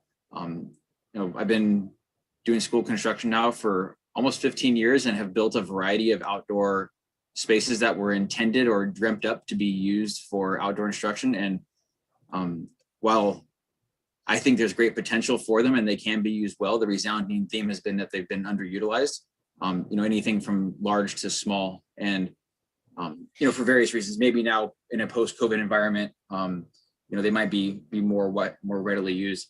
I think the thing that I heard earlier that I was listening to that you said was perhaps even some bit of portability with the seating, so it's not a large concrete monument that is there and really permanently consumes the space. I think that's probably the part that has been challenging on from my perspective, because those large concrete monuments typically come with a really large price tag. Shade is something that we can definitely continue to explore and add in each of our projects. Since we started, or since I've been here with Lakewood and so on and so forth, there has been considerations of shade included in each of those projects. That doesn't mean that, I'm not trying to say that there is enough everywhere or dismiss that by any means, but shade is something that the shade structures is something that the Division of the State Architect who approves our projects has really, really latched onto as something that I don't know if boggles their mind is not the right word, because they're all very smart people, but that they have really latched onto and have made difficult to approve. So it is something that can be done. It's something that actually has to be submitted to the state if it's going to be over 400 square feet in size. The state has issued a bulletin. So they do two different kinds of communications to design professionals, and a couple of this, but they have interpretation of regulations for things that are commonly maybe misunderstood. And then they have bulletins, which are more for like situational updates. And they have acknowledged the fact that outdoor space may be something that's needed in this environment, or maybe considered, or districts have an interest in it. So they are permitting temporary structures up to 400 square feet without their approval. However, the onus shifts to the district to evaluate them for fire and life safety and access compliance reasons. So, there are things where you could, while I'm not a design professional, I typically understand how things are going to work and what's not going to fall down, but that is something you at least want to have a design professional once over and validate, because, they do have the correct credentials to do so. So I know that's a long-winded answer to a short question, but I think the best thing to do is really to look going forward, as far as look at this in two ways, short-term and long-term, what we can do maybe to help bridge a gap where creative use of eaves on buildings and covered walkways. And, if it's kids are underneath one of the longer covered walkways, I'm thinking of Cherry Chase, for example, and, perhaps there could be a smaller area where the teacher could stand with a more movable covering, because, that would fall well within that requirement. So, we could definitely explore some creative options. I think that's really the key, is creativity and really understand what the need and what the interest and outcome is. So I think something to continue discussing and hopefully implement more successfully. That's great. Thank you. And I like the idea that there's the two pieces, the long-term part of the Slays master plan, but then what can we maybe do in the short term of having, these spaces for maybe a class, right, to go out for a half hour and do a project or something like that. That's great. Isabel, did you have some questions? We kind of went off of the middle school, but we can go back to the middle school. Or if you have questions, Rob. Yes, a couple. One of following with Rob, that there are so many possibilities with that also, because it's going to be safe, and we also need to prepare for the next event similar to what we're living right now. I think that's going to be more than needed, have opportunities to go outside as much as is possible. I just wanted to clarify that 6th grade is going to have an AM, PM version, while 7 and 8 are going to have an AB day, ABAB, or AABB. That's the idea. That's not exactly right, Christina. It's close. So our 6th graders have an AM model where they focus on the core content area. So ELA and math, with some social studies and science during that time. And then in the afternoons, then they have electives PE. And both middle schools are working on options to have them be able to do electives and PE on campus in order to extend the day. So it's an AM model, and we're looking at extending. And for 7th and 8th, it's the VIPS model, which is all their courses. So English language arts, math, science, social studies, electives, and PE, but they're doing them in the VIPS model, which is the virtual in-person school. So they will be there 4 days a week, the 7th and 8th grade. And the 6th grade, they will be also 4 days a week, but they're going to leave earlier. That's the idea? Mm-hmm. Thank you for clarifying. Yes, so for both 6th and 7th, 8th, it's a 4-day-a-week model. Yes. Oh, I thought the 6th grade was. Oh, I'm sorry. That was my mistake. I was sorry. I saw Mala's face, and I was distracted because my daughter came by and got tea. Sorry. 7th and 8th is an AABB model. So they come onto campus either Monday, Tuesday, or Thursday, Friday, depending on what cohort they're in. Thank you for being patient with me. Is 6th grade? I thought 6th grade was just 2 mornings and lots of asynchronous time. 6th grade is 2 mornings, either Monday, Tuesday, Thursday, Friday, and then 7th and 8th grade is The same, AA or BB. okay. She said 4, but she meant 2. 6th grade is going to be shorter and only 2 days, and 7th grade is going to be 2 days but longer. Right, but the difference is that the 6th grade, 7th and 8th grade is VIP Wait, how am I supposed to say it? Bridget wants me to I say it. voted for VIP because it also makes the acronym work for very important person. And you can kind of just like go VIP. VIPs. And I know VIPs is super fun to say. So either way is totally fine. Okay, so 7th and 8th is VIPs, which is the teacher is in the classroom teaching on Zoom while the kids are getting their instruction through Zoom with the teacher in the classroom. And also simultaneously, the kids are at home also getting their instruction through Zoom. So that's why we can do that a full day, right? Because the kids are there with all their teachers, those who want to be there. The 6th grade is live, live instruction, more like the elementary, where the teachers are actually providing instruction, not through Zoom, but like they would in normal times. So that's the difference. And if we, after the change last week with the sizes of the classroom, for 7 and 8 or 6th grade, so it means that now we can have more kids in the classroom. What is what will be the change that will take that extra week in changing that? I mean, what would need to be done that it needs one extra week to change that, so we can understand? Well, I mean, change from the 6 feet to the 3 feet that you say that. I mean, we'd have to be sure that parents were okay with that many kids in a classroom. That would be, we'd have to go through that process. And then teachers, while they have said that they may come up with doctor's notes or other reasons for leave. I don't think there would be many, if any, but we would have to confirm that they were able to come back with more kids in the classroom. Like, who knows what their doctor would say? You'd be surprised at the notes that doctors write.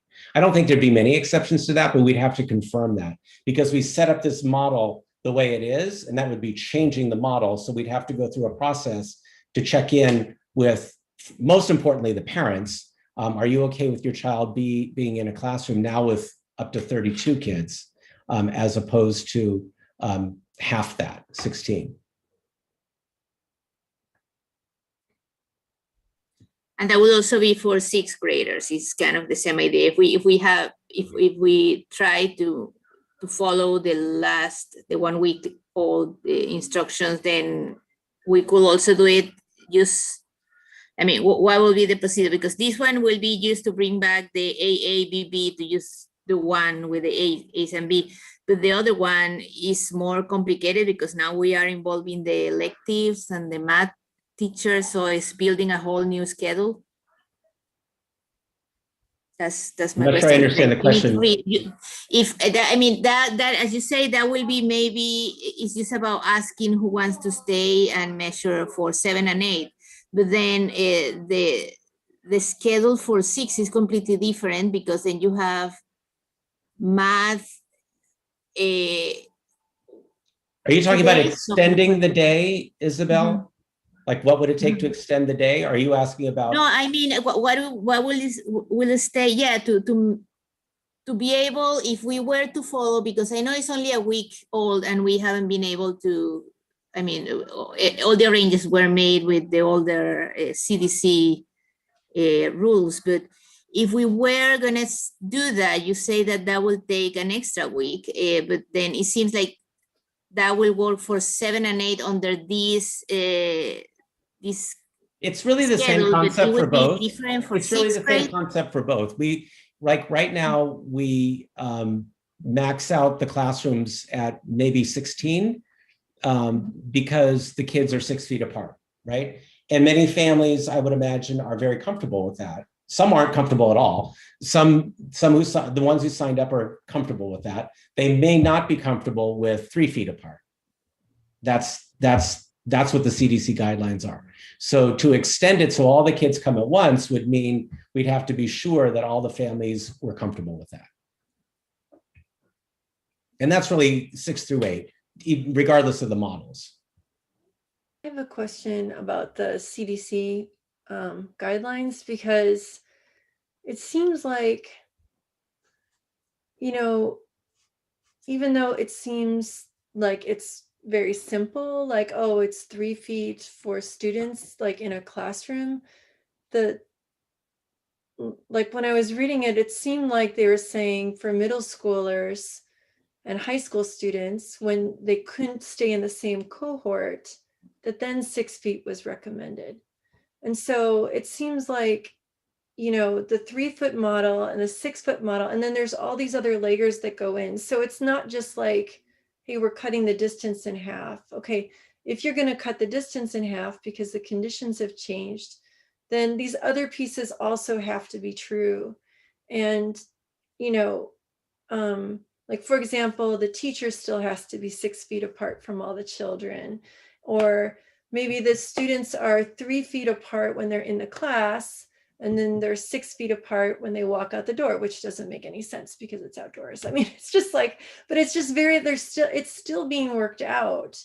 And like, I mean, do you get the, would you say that,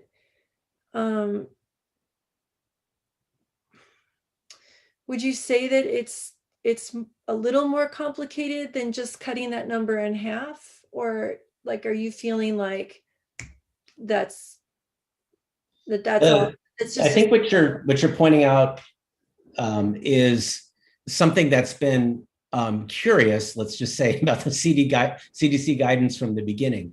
From the beginning, they've said that little kids who spread the virus less need to be in cohorts, right? Strict cohorts. Now they've relaxed the cohort guidance, so that's not as important anymore. They still say kind of do the best you can, or some language. That's not doing the language justice, but it's something to that effect. Meanwhile, from the beginning, they've been saying, well, the older kids who've spread the virus more don't have to be cohorted in the same way. That doesn't really add up. I think maybe that's what you're pointing to. And so they're saying like, well, it's more important with the older kids that you maintain the distancing. That's what they've said previous to the most recent CDC guidance, is like it's important, extra important that you keep the kids farther apart. So now they've relaxed that. And so I think what you're touching on is, I don't know. You're touching on kind of what I'm saying here is like that's challenging to know exactly what we can do to make the kids as safe as possible. So is that kind of what you're getting at? All right, go ahead, Nancy. Yeah, I was going to say, so it seems simple to add more. You can add more students in this classroom, but what you're doing is adding more students on the campus. And so how they move and where they move is impacted because they have to still maintain the same 6 feet bubble. And part of the reason why we're trying to be consistent is so that there isn't as wide of movement of kids going from classroom to classroom and passing times that are challenging to manage from supervisory and personal interactions with students. And that if they can learn to master this in a 6 feet, it's a matter of mastery and capacity. Of design. So moving desks around is only a part of the equation. Now we need to think about how this plays out on the entire campus, and entering in school and exiting school has now potentially increased the load. But anytime you change the dynamic, there are people who are the terms that are used are fear of missing out, the FOMOs, and then the FOGOs, fear of going out. So you have people who would feel really comfortable in a wide variety of circumstances, and then you have those that are going to be less comfortable. And so when you change that dynamic, we don't know if it's actually going to be the potential of bringing back more students may not be actualized because it may create dynamics for staff and for families that make it undesirable or less desirable to actualize. So that's all a part of the change. And anytime you change, whether it's good or bad, it is a sense of lost trauma again. So even though some people might feel it's additive, it can in fact have a subtractive impact on others. So I'm really mindful of how many changes we're asking people to make, not only the intellectual time of planning it out, but the emotional time that it takes to envision myself in a new set of circumstances and how that is going to be additive or subtractive in the grand scheme of life. But thinking about it is a subtractive to energy. It doesn't add to energy. It's another thing to be mindful about. And what I'd rather explore is options that you had alluded to about having kids come and gather at different touch points all together, such as the promotion ceremonies. Maybe that can lend itself to other opportunities where people can have a practice of now experiencing being on campus, because that would not necessarily be limited to only people on campus. It could be people who are virtual to come back. So that to me has more added value about thinking about how we're ending the year that would have meaning and transition for a broader group of people than just those who want to be on campus. It would allow potentially more times to check things out and see how people are moving, but it isn't as high stakes long term as doing another change. I'd rather focus in on what can we do to actualize fall and what can we modify and change in summer school to extend out time to build capacity so that we can get to the expectations and mastery of what it's going to look like in fall for everyone who still is who is able and wants to be there. Thank you, Nancy. That's kind of my thoughts. Yeah, thanks for sharing your perspective on that. Jeff, did you have your hand raised? Yeah, I just thought it would be a good opportunity to share perspectives at this point. I'm going to start with like sort of the end first. I just want to say it plain. My interest is for a full fall reopening. I mean, I want that to be pretty clear. I do realize there are other, CDC requirements, laws and stuff, and the same things that kind of frustrated me this year with a lot of work that we put into things, making plans only to have state or other guidelines cut us off and redirect us, whether we liked it or not.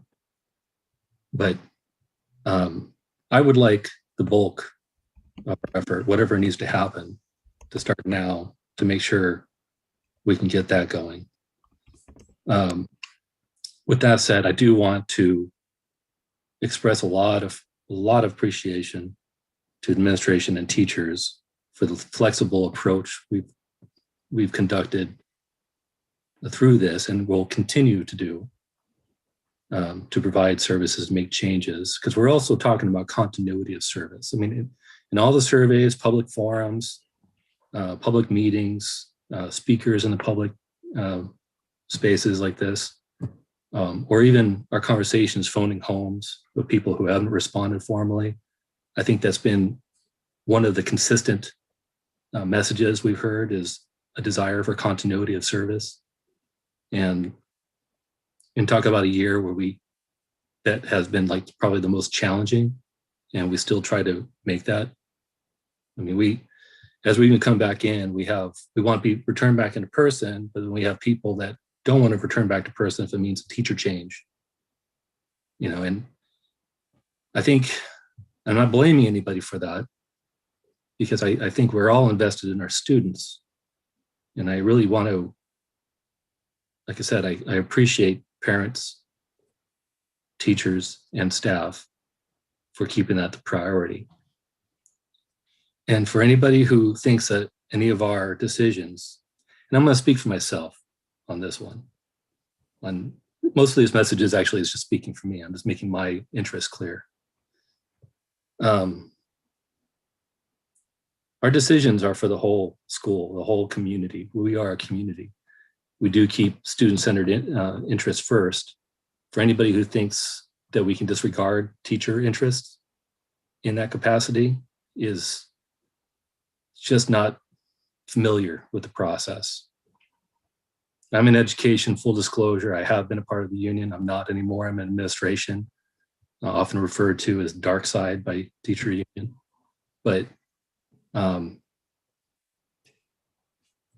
I've been going to work serving students every day in that capacity because I wanted to support our school. And I respect the concerns for the students. I've had those same concerns for my own family. And I think I've mentioned this before. But the reason why I want to state it is because I've seen other districts, the way they have worked with their union, or more importantly, not, and did a hard reopening without regard to teachers. And I'll tell you right now, I don't think it's successful. It still impacts your student in the classroom. I think we noticed this in other practices we've had in the past, like in some financial crises, where other districts around us, I think all districts around us, were pink slipping teachers just to be safe for financial purposes. We made a commitment not to do that because we know that traumatizes. It's hard to teach when you're thinking about your job. So we protected that community, and our community, our teacher community, also remembers that and appreciates that and works with us. I only stress that because I think there have been a lot of teachers that are returning back to work, and they deserve a lot of thanks for that. And not to disregard or insult the other teachers who have other reasons why they can't return to work, because we are also talking about staff of young parents or family members that have to take other considerations in mind. And it would be unreasonable to make them go into a classroom where they're thinking safety first instead of how to educate your children. And I still want to stress the flexible approach, and when we can offer flexibility to the communities, local communities for our schools, I do want to explore those areas. But I also like the idea of the rollout that we have in process right now, because I think there is some merit to the safety procedures becoming habitual and being reworked, moderated, and expanded so that people, when they do return to work in the fall, because I don't think the safety procedures are going to go away in the fall to some extent, that we can be consistent and follow through with it. But I do want a commitment. I want to work towards a commitment about reopening in the fall. I think it's hard to reopen just forcibly. Like I said, I think there are other family considerations. If we all schools around the county opened at once, I think that would alleviate an HR concern right there in some respects. It would expand our pool of teachers, substitutes, and so on. But the way our vaccinations are progressing, I have high hope. I have faith in our ability for people to participate that and reopen in the fall. And however, just to kind of put it out there too, in the fall, I do predict there are still going to be some families that don't feel comfortable with that. And I think I've expressed this privately too. I would like to see us explore some options for them on a district-wide basis, not necessarily a school-by-school basis, where we don't have to use as much manpower to fulfill those needs and still service the teacher, the parents, and the students that require more attention. So I hope I made myself clear on that. But like I said, I approve of the approach that we have so far, but I do want to commit to opening up in the fall.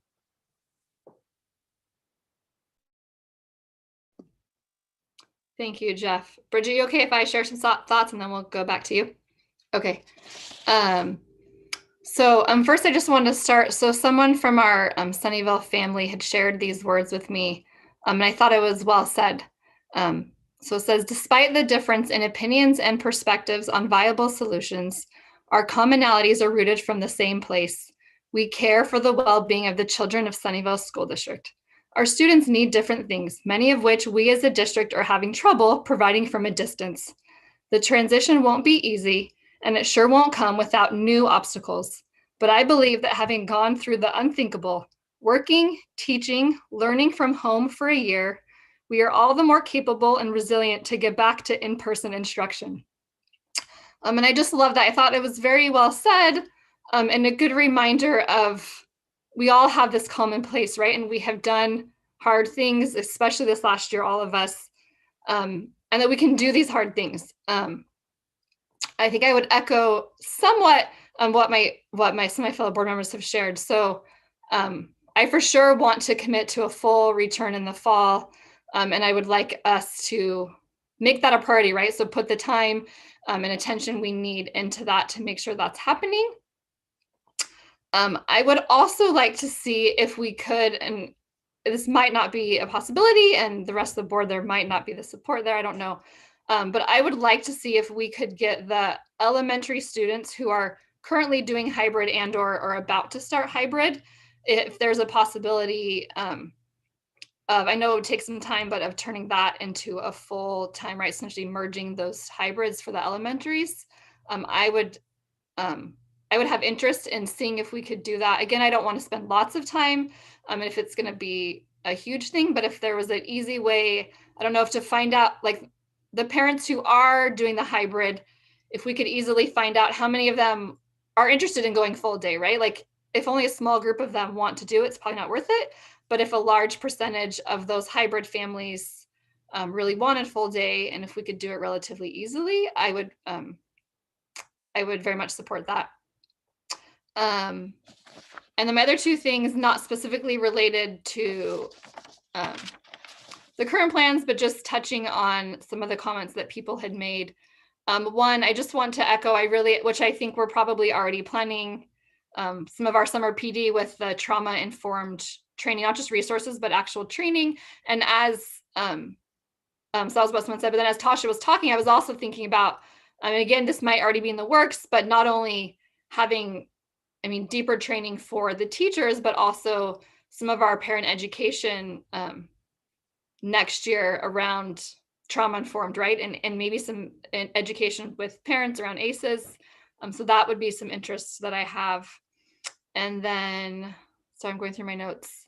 And then my last interest, it doesn't need to be talked about, but just the reopening task force. I know Dr. Gallagher talked about revamping it, and I just want to echo, I think I said last time, but I think it's really important as we revamp that, not only a broad range of different teachers and staff, but a broad range of families. As we heard tonight, right? There is a broad range of families who want in-person to families who still do not want in-person at all right now. So making sure we have that diversity on that task force would be great. And that is my thoughts. Bridget? Yeah, so I just, I was listening to everyone. I definitely agree with what's been said. you know, especially like Jeff, like while you were talking, I was like, yes, yes, yes. Okay.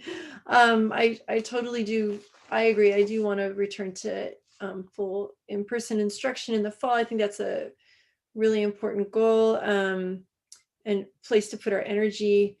I would say that, you know, in observing the classrooms, the in-person kindergarten and first grade classrooms, I will say it like made me very happy about that instructional model. I was completely relieved. It did not feel constrained, you know, the children were present, that everyone was engaged.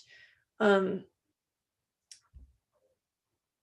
I'm really concerned, and like I was nervous, right? Like, how is the teacher going to walk around in the classroom because, you know, and maintain social distance and, you know, I felt like they were doing really good things as far as like the classroom itself really, really works. What I have heard from other boards, board members, Nancy, I think you were at the luncheon, the brown bag, where we talked about the question came up. I don't know if I brought up the question or someone brought up the question when it was, what do you do with unstructured time? What happens with recess? And a board member from a district that's been in hybrid for a while said, we spend a ton of time thinking about it, training, learning, training again. Like they spend a ton of time, energy, and thought cycles to really work on recess, like recess games. And I know the guidelines are slightly changing, but what I remember the board members saying very clearly was, if you don't teach them and aren't super explicit about exactly what they can do at recess, they will just do what they normally do when they play with their friends and their families, or with how they used to play on the playground, and they'll just play tag, you know, or they'll scooch up against each other down the slide and ride like a little choo-choo train, you know. Or the worst thing of all, in my mind, like as a former teacher in the district, and, you know, my kids went to one of the schools when a kid fell off a play structure and landed on another kid and broke that kid's legs. So like running on the play structures, my classroom, I famously gave them several lectures about all the reasons why they would not want to miss the rest of the school year by running on the play structure. So I don't think you should ever run on a play structure. And so parents, if you let your kids run on the play structure, just please don't. Anyway, I just think that, like, you know, we could use our time in summer school. We could use this time now as we bring more and more kids back to campus. You know, we use those Playworks resources and all the games that the teachers know how to do, the Foursquare tournaments and the tetherball tournaments and the things that, you know, whatever makes sense with the guidelines, and that the teachers can supervise, or the staff can supervise, or the parent volunteers can supervise to keep everyone safe, because that's, the classroom is fine, right? It's the passing periods and it's the recess time that we really need to get a handle on, so we can be really safe in the fall when we're all back together. So that's just my take on it. And I'm just, and one last little tiny thing. I do not, by all this talk about in person, I feel like the amount of energy and time and the teachers being able to come back in person, like I think Dr. Gallagher said when he went into a kindergarten classroom, they said, okay, everybody, we're going to write a story. And like, I saw the same thing. First graders were writing in journals and reflecting on the things that they had just watched. And, you know, the attention and the listening and the following direction and the routines, these routines did not start this week or last week. They've been built up over months and months and months of work. And for every teacher that you see that is looking like this is easy breezy, it takes so much work and so much effort to make it look effortless, that when you see someone who looks like they just got it, like, yeah, no problem, you know, oh, here they're redirecting and they're doing their thing, like that takes so much practice and energy and professionalism that it's just uncanny. So we as viewers of watching people do their thing online, like me watching my high school sense teachers online. Just because it looks easy, it's not easy what they're doing. I think they're really, really working, and that also counts. So, okay, thanks. Nancy, did you have a comment? You're still muted.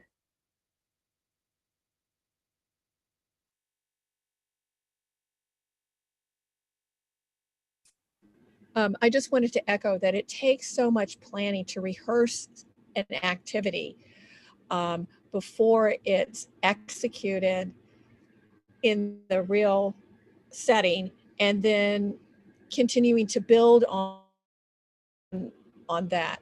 So the teacher has to plan it out in her mind before she can even bring it to the classroom to plan it with the children so that they understand, learn, and measure that. And while we've been focused in on the classrooms, I am very mindful that it takes a lot more for a campus to run. And there are a lot of new protocols that paras, our office staff, our food service personnel, our janitorial staff need to implement as well at that particular point in time. So we've worked on some things with the supervised learning groups, but it's a matter of, once again, ramping things up and modifying it because the conditions have changed, because we have an increased amount of students on campus too. So I know that there's all this pent up energy of wanting to get things back in order, but there's an order that it takes to get back with fidelity. And that's time that you might not see, but it's real time. So thank you. Thank you, Nancy. Isabel, did you have a comment?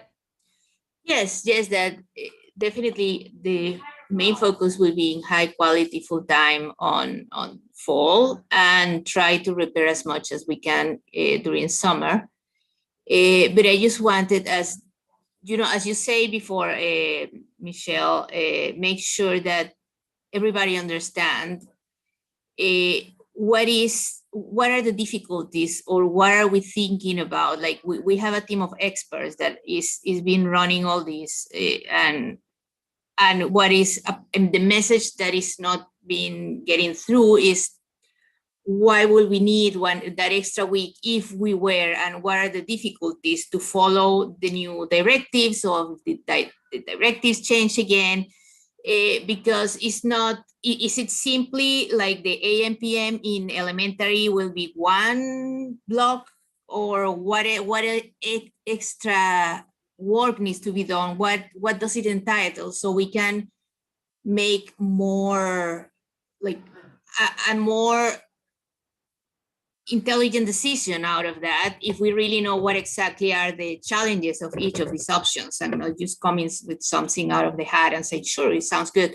But that's where we have a cabinet with experts that is telling us this is what we need to do, and what will be the scenario if we change and put more kids or not into the classroom. But in all these, definitely we cannot, and I don't think we'll ever make any change that will put in danger anyone in our community, including teachers first, teachers and children, of course. But what is the safe way to do whatever we're gonna do on whatever decision we make, and what are the recommendations of the experts, and why, understanding why they took that decision. And I think a lot of this is misunderstanding and miscommunication, and I think everybody's overloaded with so many, living for a year with so many emails and chats and things. It gets complicated to keep the story completely, have a bigger look. That was it. Isabel, to clarify, are you saying you're wanting to better understand? No, that I think that the thing is that you know, everybody's throwing out ideas like, why don't we fill it all? When would we approach everything? But we need to know, well, then why not? Or why are we doing, or why are we not doing it? Because there is a lot of confusion about this thing should be easier, and why don't you do it tomorrow? And even though obviously we cannot just move almost 7,000 people tomorrow, children tomorrow, with few hundred of adults organizing them. What else entitles to move these few hundred kids that we're going to have in a few weeks? Like, if we change anything, what does it mean to change anything? What does it mean if we bring 15 more kids in one classroom? What that's like explain to everybody, including us, challenges and complications of following the new rules or not following the new rules. Because the baseline will be always everybody's safety and the rules that are set up for an obvious reason. Okay, so you're saying you kind of would like a little bit more explanation to help us understand, like, if we're not going to do, make the changes from the CDC stuff and continue our plan, why are we not making those changes? Is that kind of what you're? Yeah, no, and I understand up to a point, but as you say, for example, why will entitle like the AM, PM kids in elementary to change that? Those people want to do that? Why? So that will mean to change the whole classrooms, and then the children will be without their same teacher because few of them are gonna want to do that and some of them are not. What will be the answer, if any? And is it worthy going in any of those directions? Okay. Are we exploring those options? Are we exploring them, and how much it will complicate everything? Yeah. Okay. I think I understand. It looks like we lost Dr. Gallagher though. Oh, there he is. Mm-hmm. It sounds like so, Isabel, you're talking about like maybe having like, it sounds like you're also talking about communication. So maybe like frequently asked questions, like the guidelines have changed, the district's doing this plan. What are some of the things that we've heard, and what would the responses be? Like, just to kind of have a very clear communication, like common questions, like, why don't we just do this? Well, and like, this is why. It's not just some irrational thing. It's like, there is a reason, and it's this. Like, is that what you're kind of asking for? Just sort of to be able to talk, like talking points with people, or facts, basically. Like to explain in a simple way the facts. Why are we not loading as much as we can? Why did we did what we did? Why is people like? Because there are so many points of view and so many things going around and opinions, but then we have a set of rules that are what we should follow, and then we have this amount of time, and then we have the teachers to take care of. So how are we coming to those decisions? And if we need to change anything, why will it make sense or not make sense? Why it doesn't make sense to do it? So there is like a communication line that needs to be followed, or so everybody can understand why are we doing something or not doing it. All right, Mike, I hope this isn't putting you on the spot, Mike, but do you have thoughts about what might be the best way to kind of communicate that out? And we'll let Nancy, do you have something related to that before we have Mike share? Oh, yeah. It's not necessarily what we're doing, and but it's the why. What's the overwhelming why? It isn't that we haven't heard you, or that we're trying to convince you one way or another, because everybody's looking at it from different perspectives. But I've appreciated everybody using our interests in the conversation. So what are our interests, shared common interest, and how has that informed the decision-making process? I like the communicating the why. Yeah. Communicating the why. Yeah, I think that will be good for everybody, the why and how we got there. Dr. Gallagher, do you have some thoughts?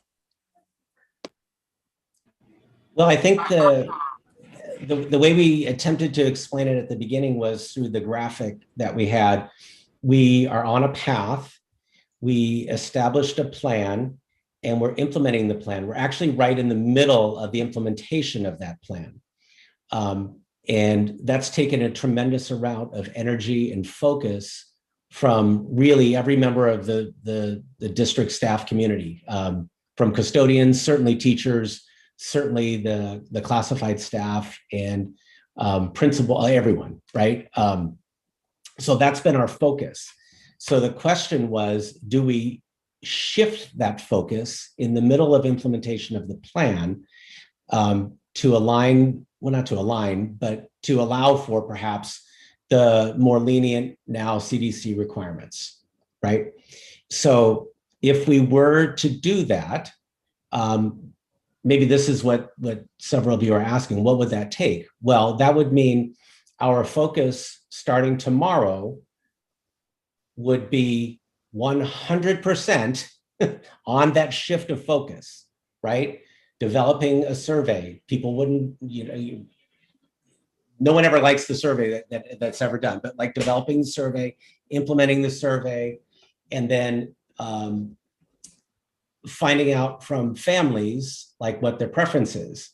And it would have to be, to avoid massive reconfiguration, it would have to be near unanimous. So every school is a little bit different. Many schools are having a harder time. I get that the AM/PM is harder to fill, but many schools are having a harder time filling classrooms than others, right? So there would be reconfiguration, almost for sure. And that's okay. I mean, we could do that, but that would be our whole focus for the next several weeks, certainly next week leading up to spring break, and certainly the week after that. And then we would be in a I think we would be in a state of a little bit of unknown, right? We wouldn't know what the answer is. And so that takes energy when you don't know what the answer is to the question that you're asking. I'm not saying that it's not a question we should ask, but that's just the reality. There would be the period of like, what's the answer going to be and what can we do? And then once we have the data, we would then have to communicate out why we made the decision we did or didn't make. And it would be complicated. So that would become our focus for the next several weeks leading up to a phased in implementation. So it is something we could do. I said at the beginning that, and my perception on this changed from just a week ago. A week ago, I thought this is a relatively obvious change. I'll be honest, because I told you that was my thought too, like we could do this safely. After talking to community members, both parents and staff alike, it's clear to me now that I'm not confident that there's universal comfort level in the relaxed guidelines. So I don't know, that's kind of where I am now. So to do it would mean that would be our focus for the next several weeks. It would, if we did it, it would be, we would know why we were doing it, right? To get the kids who are currently in the AM/PM model a longer day. We would know why we were doing that. And there's some benefit to that too, to preparing for next year. Okay, that's another good reason for doing it. If we don't do it, it would be because we are implementing a well-established, well-communicated, consistent plan that we've had all along, and we're focusing on summer and fall. So those are the choices in my mind. So for the next 3 weeks, planning for summer and fall is not going to be the priority. Well, I mean, I don't want to overstate that. There are people who would be focusing on that. But no, they're still doing that, but that isn't going to be the highest priority. Yeah. All right. Thank you, Mike, for articulating that. I think, so 2 pieces. One, I think that idea about, communicating out the why. So maybe getting some more information. I know we're constantly kind of updating our FAQ as there's more stuff. So maybe adding a little bit there to help communicate out the why. And it sounds like while there's a little bit of mixed feelings on the board, it does sound like predominantly, I mean, all of us, there was unanimous, I think, on the full return in the fall, and we want that to be a focus. And then there was a little bit of mix for now, but I think it sounds like the majority of the board, and kind of the direction would be continue our plans as is. And as we move forward, seeing what kind of flexibility we can provide. Board, does that sound, did I kind of summarize the direction from the board? Yeah, thumbs up, or you can tell me no, or okay. And I forgot when I was sharing my thoughts earlier, I wanted to add, and this is kind of maybe with the flexibility, and I think, I don't remember, sorry, board members, one of you shared about this idea too, but seeing what we can do towards the end of the year, right? So I think, again, this is not in-person instruction per se, right? But, and I don't want to dictate what it should look like, right? But just giving an example, like maybe a classroom, you know, the teacher says, hey, you know, for this hour or these 2 hours, we're going to go, you know, meet on the grass under the tree, right? And any students who want to come, and there will be some activities, you know, an end of a year celebration, or just kind of some closure. And I think from my perspective, that helps twofold. One, it gives, I think, a little bit of that SEL and closure to this year.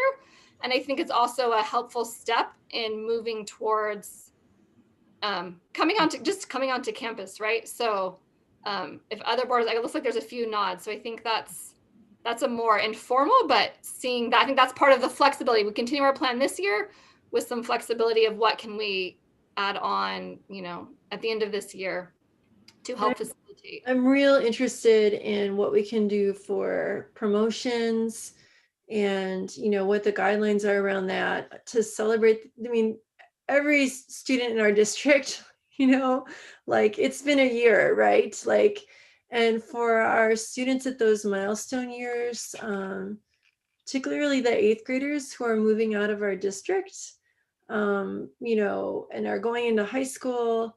And I know 5th grade usually has a lovely promotion ceremony as well, or of something, like, even if it looks different this year, again, like probably not posing with their right next to no hugging. It's like, it has to be different. We have to like figure this out, but we have to celebrate in a new way and make the kids feel special. So I'm really looking forward to hearing about that stuff too.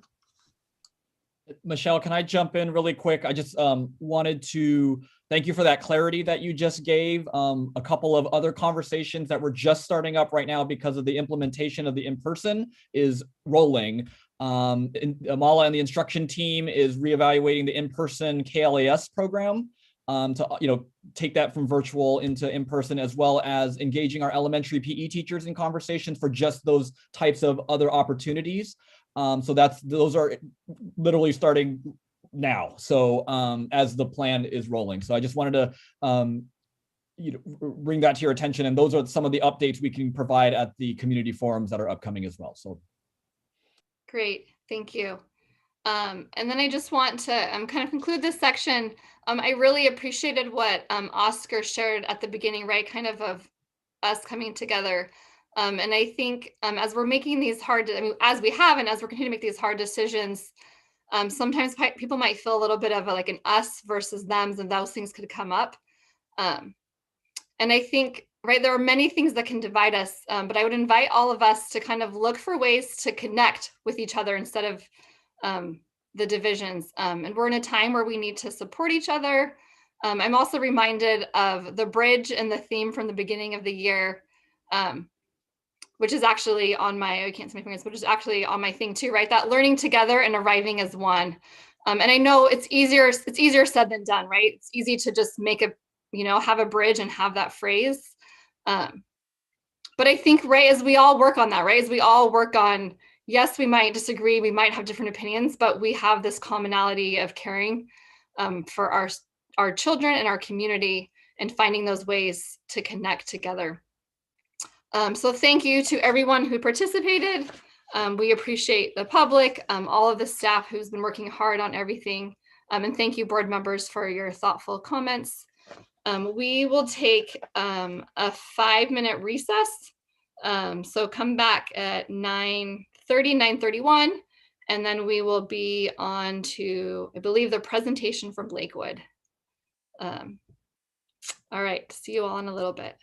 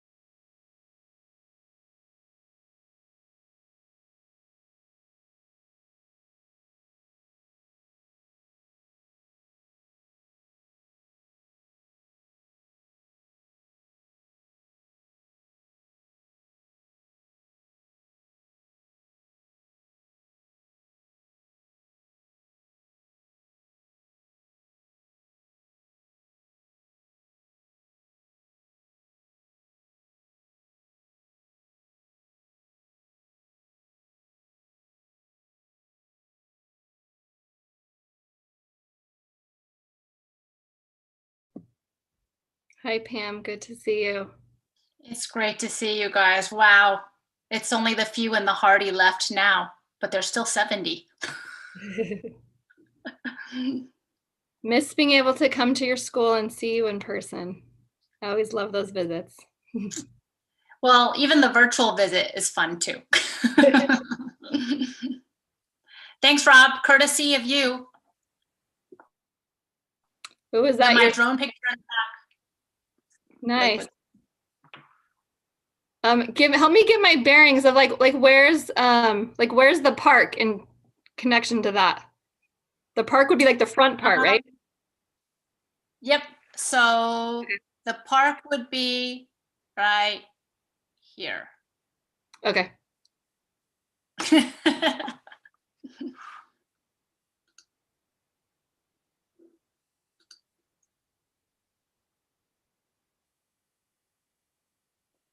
And Brian, I don't think we've met before. Hopefully someday I'll get to meet you in person. Sounds lovely. Someday soon. It's coming. Yes.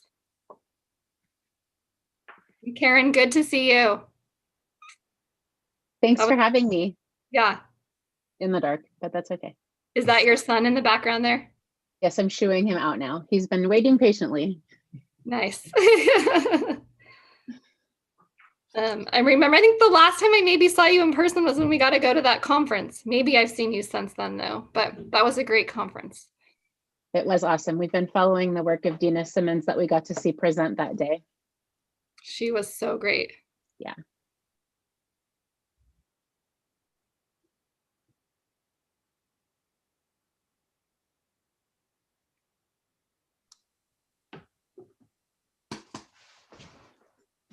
So Coburn's been going after our bathroom with a thing, trying to find we had extermination, so just trying to find a dead mouse in the wall. Something happened, and our whole bathroom is completely torn apart. All the drywall is destroyed, and he has not found anything. It's kind of entertaining. It's like that movie Mouse Hunt. That's gonna be us. Only the mouse is dead. He's not alive. And They stop smelling after a while. Oh, good.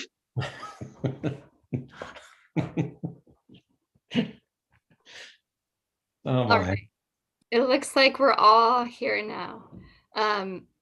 Welcome back. We're now on to item 7. Oh, not 7. Sorry, I clicked on the wrong thing. 8A, the Lakewood Elementary School presentation.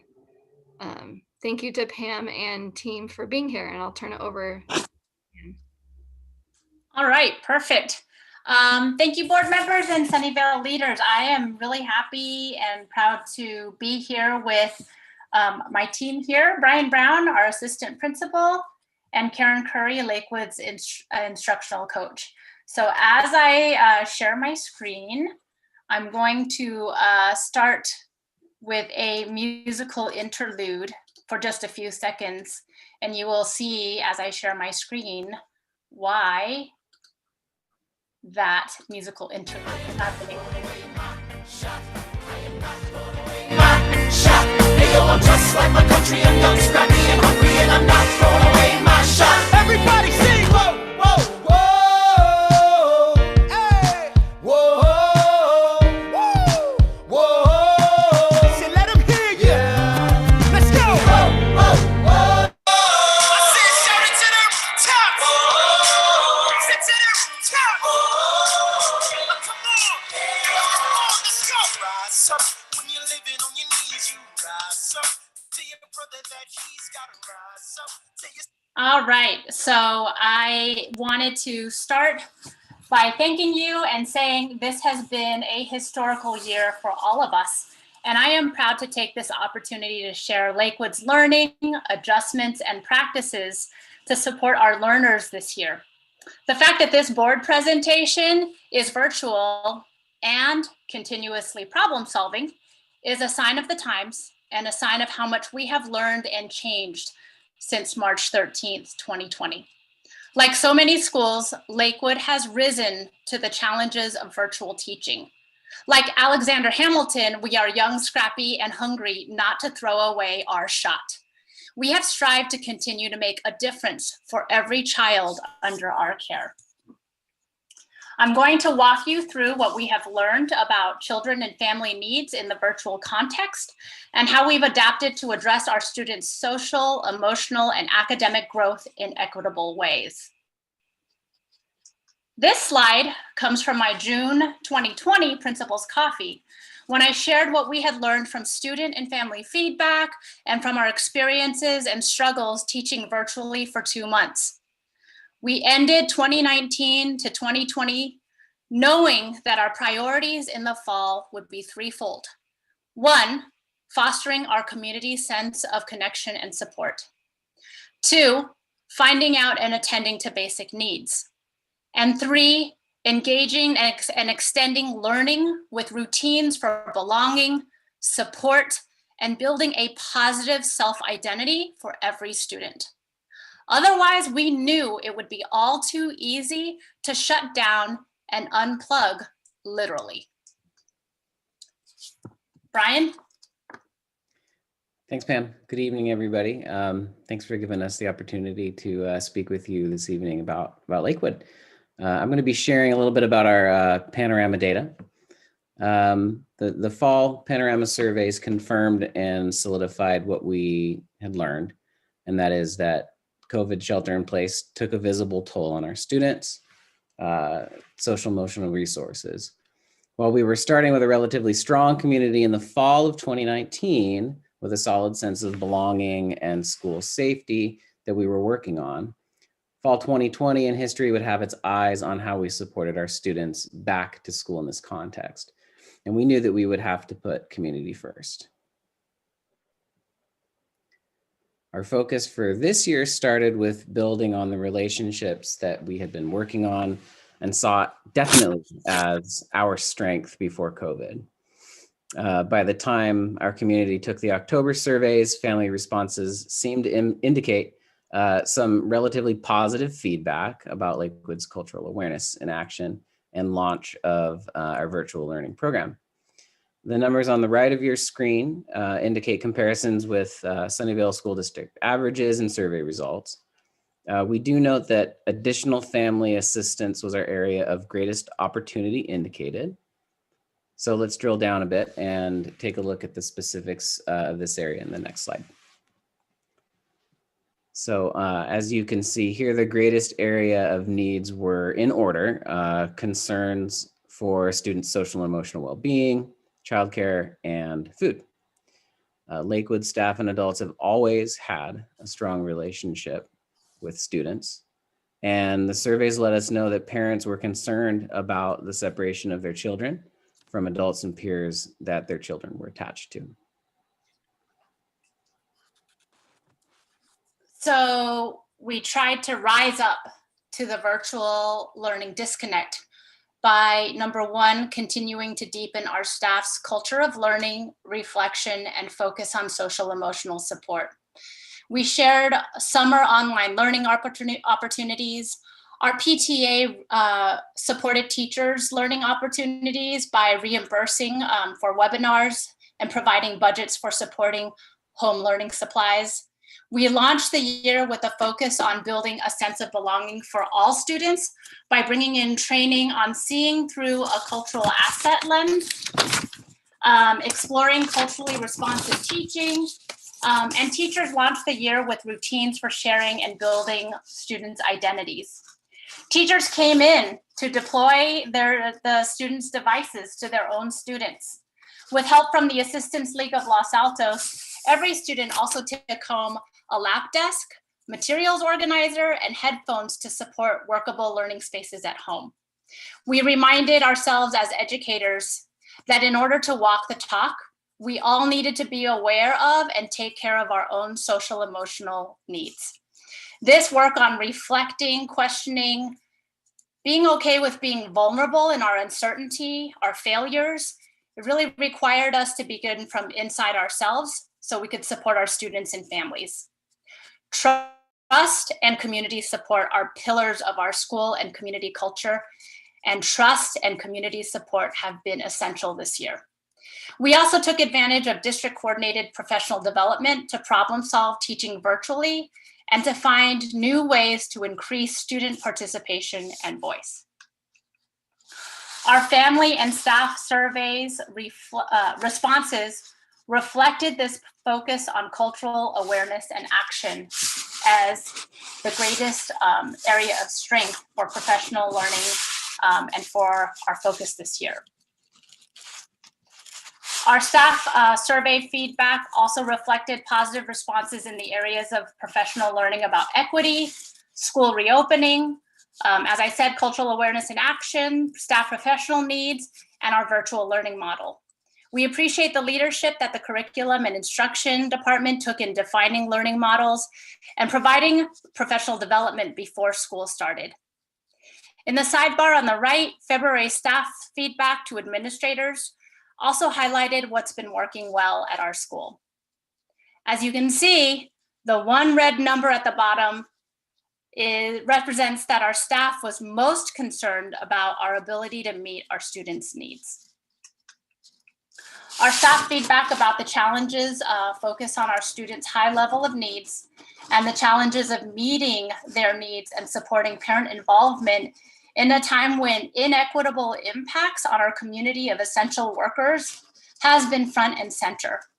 We worked hard to provide these supports in our supervised learning groups and have seen incredible differences for those enrolled. This year, like in years in the past, we continue our infrastructure of support to leverage our strengths of the community and the interventions rooted in small group instruction and strong relationships. We continue to provide push-in small group aid support using breakout rooms.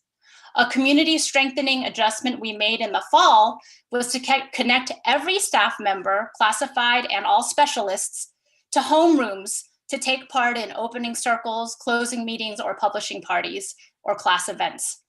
We also continue to closely monitor our benchmark data to plan and adjust intervention groups for tailored support. We continue to implement and clarify MTSS processes by defining roles and responsibilities to align resources and prioritize supports. This year, we have focused on deepening parent participation through communicating urgency while supporting parent agency with focused goals and actions and scheduled check-ins for follow-up. Here's what we saw in terms of growth between the beginning of the year and the first trimester from August to November. We made progress both in the number of kids who accessed the testing and in the numbers of students who were reaching proficiency on that rising bar between the beginning of the year and the Tri-1 benchmark goals. Now, Tri-2 data has just come in, and we can see the impact of pandemic fatigue coming through with some of the students in our grades 2 to 4 not making the targeted growth. We wanted to show students to the student as well as to the percentages because we are tracking this information to the individual student. We also very closely monitor students reading below the 25th percentile for more coordinated site interventions to help them catch up. Here's how we did in those first 3 months of school. 39 students rose out of the 25th percentile band to within spitting distance of proficient. In Tri-2, we are making some steady progress in grades 2 and 4, but we are seeing slower progress than usual in the other grades. Karen is going to tell us a little bit about the interventions we put in place. Yeah, so when we came back to school in the fall, we took a hard look at our students that were most impacted, and that's our students that didn't get to finish kindergarten on campus. We knew that they would be the students that would be the most critical to get started with right away. We implemented 3 tiers here. We have a RISE group that runs every day in the afternoon, so it's supplemental to the instruction they receive during the school day. We also are the only campus to include reading partners as part of our intervention program this year.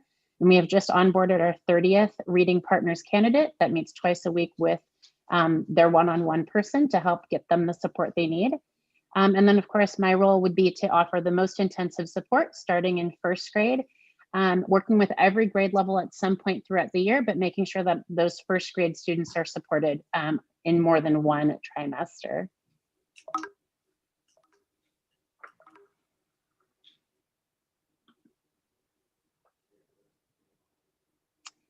We also started the year with a very large cohort of students that were working well below the even A level as readers. They were working at AA in first grade. So for those students, there were 15 that I served using the Haggerty Phonemic Awareness Program. They met with me twice a day, and we had some very urgent intervention happening there with parent participation and frequent monitoring of progress. 13 of those students graduated out and have moved on to our next level of support, which is RISE, while we continue to search for other programs to meet the needs of students that needed more urgent intervention.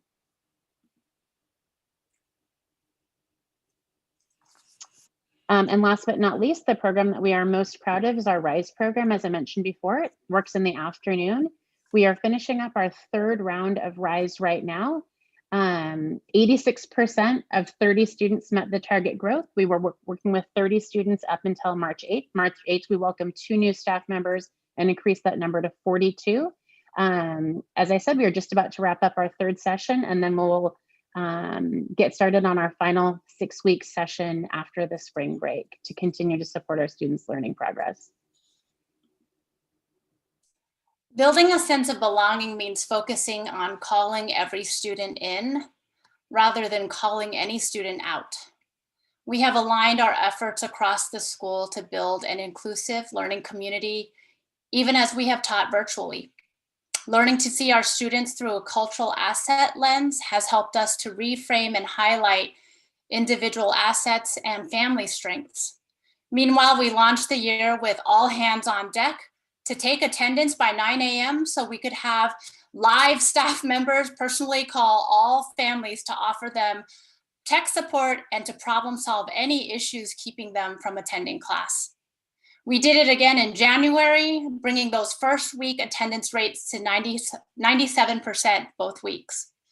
Addressing attendance issues has also led to invitations to our supervised learning cohorts, where caring staff members supervise and help our students in person and virtually at the same time, offering support that has made day and night differences.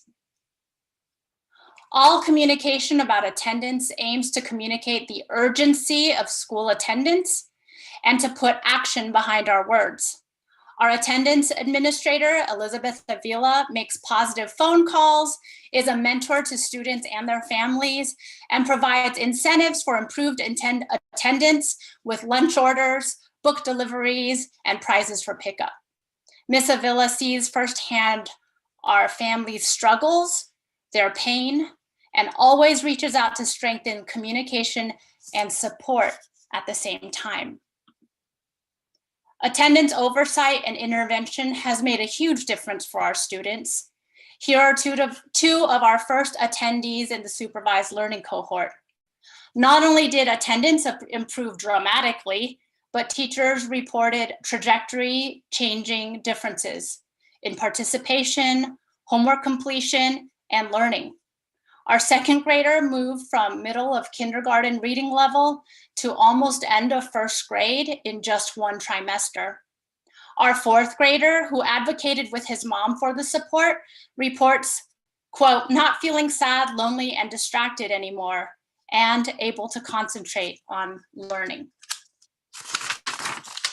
Now, even as we open our third supervised learning group and our hybrid classes, we continue to aim to set clear goals with clear communication and the supports needed for success. We are proud to have continued ELD and virtual teaching as a whole staff, to provide students with choice and voice in meaningful writing, and for the community that continues to support us from afar. This is Miss D, our kindergarten's class teacher's living room, after she posted a wish list for opening her hybrid kindergarten class. In 2 weeks, that's what filled her living room. Our community events look different, but they continue, such as Lion Pride Assemblies online with traits of the month and challenges to go with them.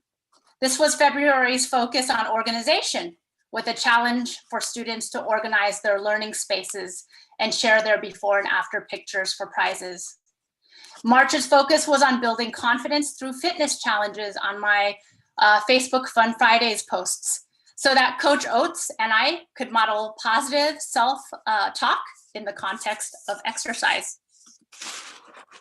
More than 300 kids in our community came out for our Halloween walk-up drive-through event, and we still had a ton of bags of leftover donated candy.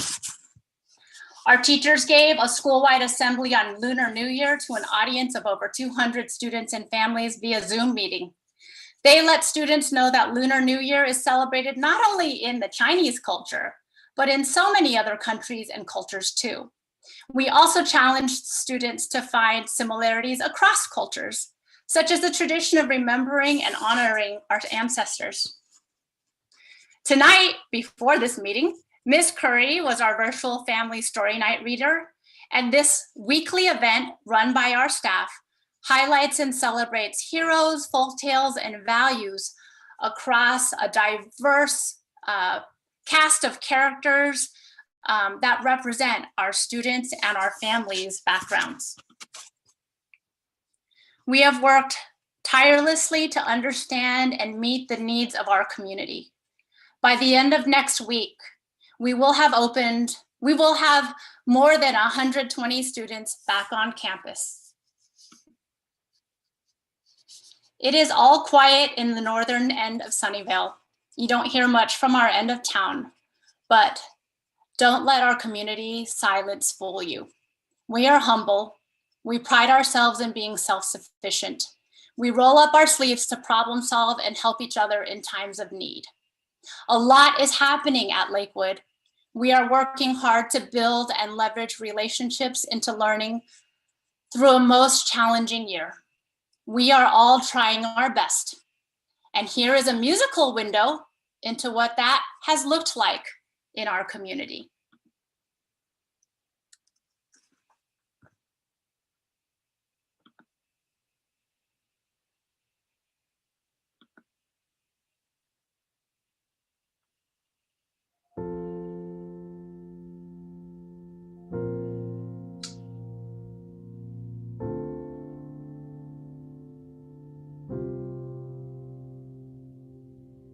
I know you think I got it all figured out, 'cause I walk around like my head's in the clouds, but I'm just a boy with his heart pouring out of his head.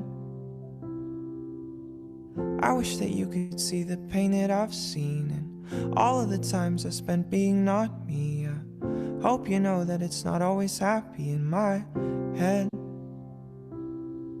'cause I don't know the perfect road to go down, but I know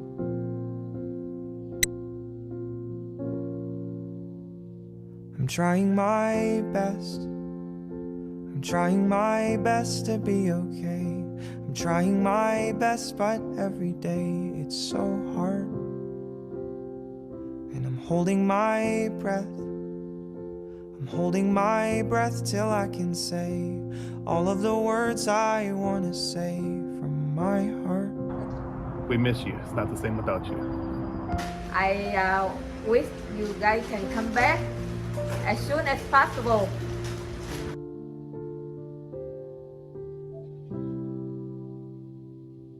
If you really wanted, I could let you inside. It's been so long and I've got nothing left to hide. Would you believe me if I told you that I've got flaws? Now it's time to let the curtains unfold and tell all the stories that I didn't want told. I let it out so I unburden my soul. I won't stop, 'cause I don't know the perfect road to go down, but I know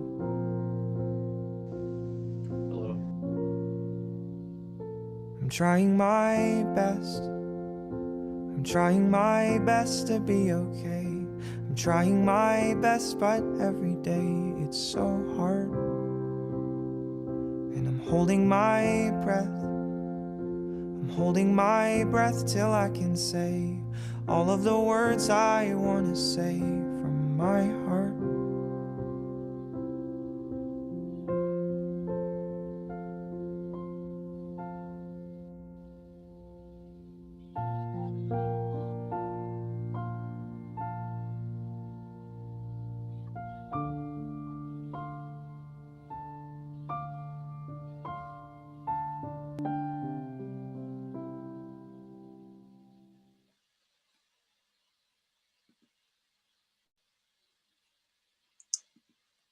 And I'm just going to end with this.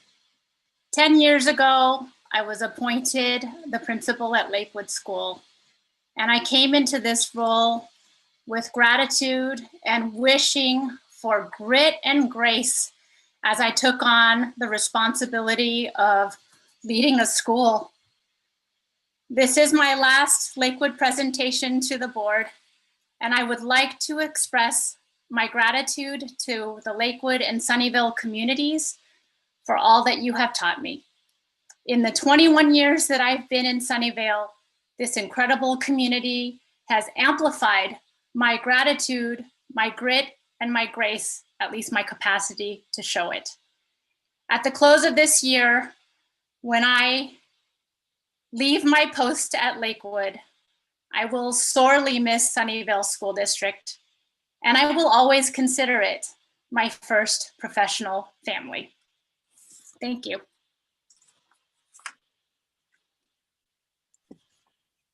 Oh, I shouldn't have to talk right now. Not fair, Pam. You like double whammied me with the video, which was fabulous, and then you're sharing your goodbyes. Whew. All right. If there's anyone from the public who wishes to comment on this presentation, please use the raise hand feature now. And we'll wait just a moment and then we'll read off those who want to speak.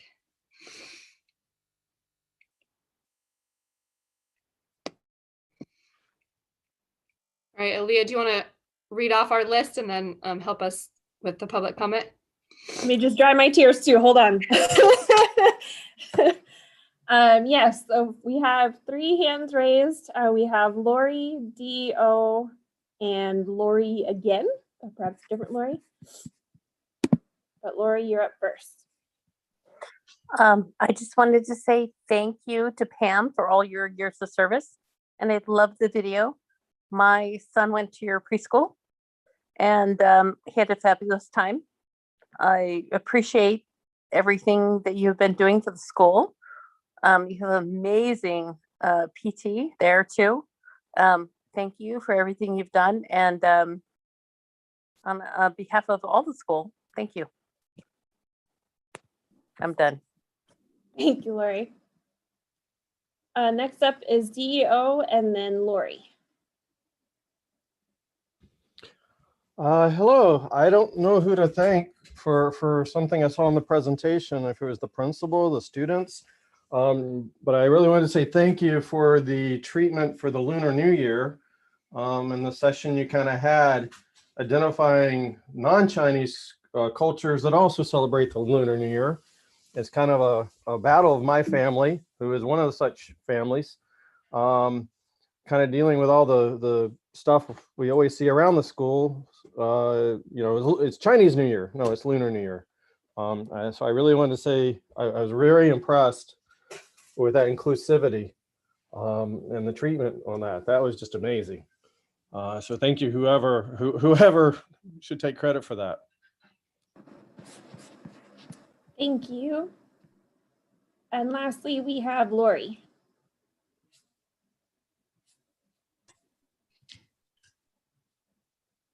So much respect. Can you guys hear me? Yes. Pam and Brian, Karen. I can't speak. That presentation was amazing. And I respect each one of you. I have worked with you for many years. And to make this presentation and highlight all the work that you've done, the way that you put your students and your community at the highest level, at the forefront. Pam, I wish you the very best. You have been a role model and a mentor to me.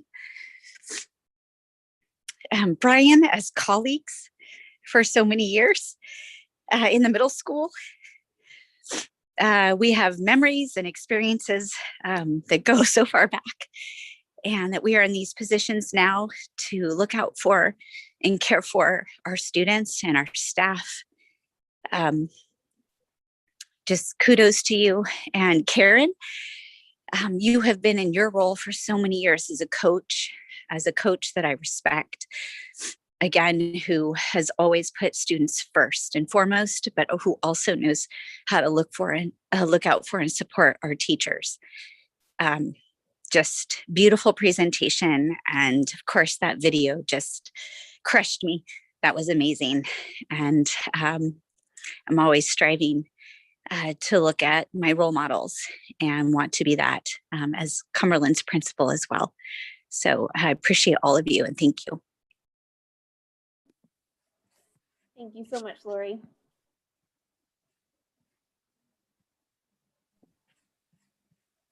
Was that all of them, Aaliyah? Yes. Pam, if you want to respond at all to any of them, you're welcome to. It's two ways. All relationships, inspiration, and learning go two ways. Thank you for speaking up during a long meeting already. Thank you. All right, board, any questions or comments on the presentation? Jeff? Yeah, and great presentation. And I just wanted to, as a growing up in Lakewood resident, Lakewood Lion, I think, it's pretty evident that you would fit well with that little community. We were it's like a special little family within Sunnyvale, and I think you've always captured that pretty well in your leadership. And I think just even the staff responses here really just showcases that you are going to be missed and you were always appreciated.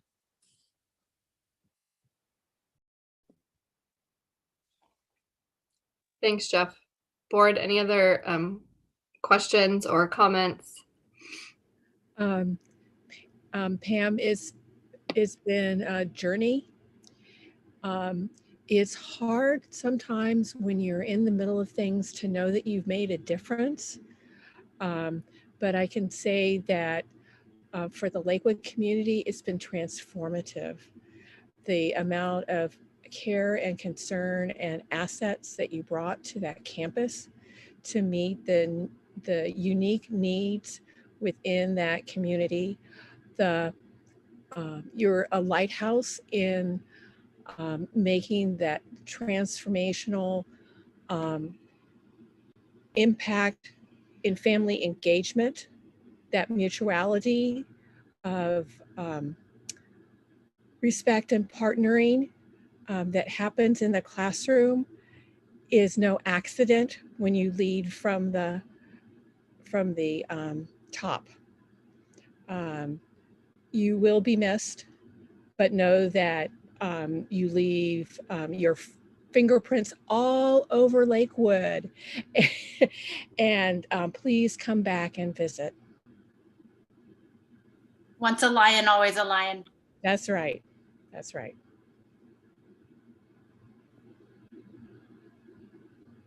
Go ahead, Bridget.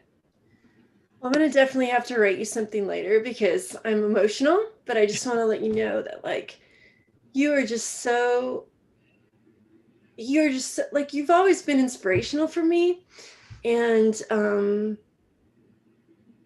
I just think you're so creative, you're so smart, you're so hardworking, and you're so generous with your time and expertise. And I'm just gonna get emotional, so I am gonna write you a letter later, But I just wanted to thank you publicly and just tell you that I'm so sad for our district that you're leaving, but I'm so happy for you, because whatever you do, like, I want the best for you. Like, I want you to be who you need to be. So yay for you. And yay for us too, because we all grew a lot and we all are better because you were here.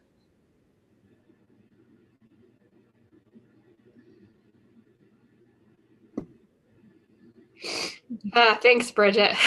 Also, I love your team. I love your team. Your team is great, and you've built a great team, and they're all wonderful, individual humans. And every time I've been to your campus, everybody is like focused and like having fun and just working like crazy and just so clear on their like purpose and energy and togetherness. Like, it is, it is a hardworking love fest over there. And I mean that like in the hardworking sort of way. You know what I mean? So great work building that team and culture.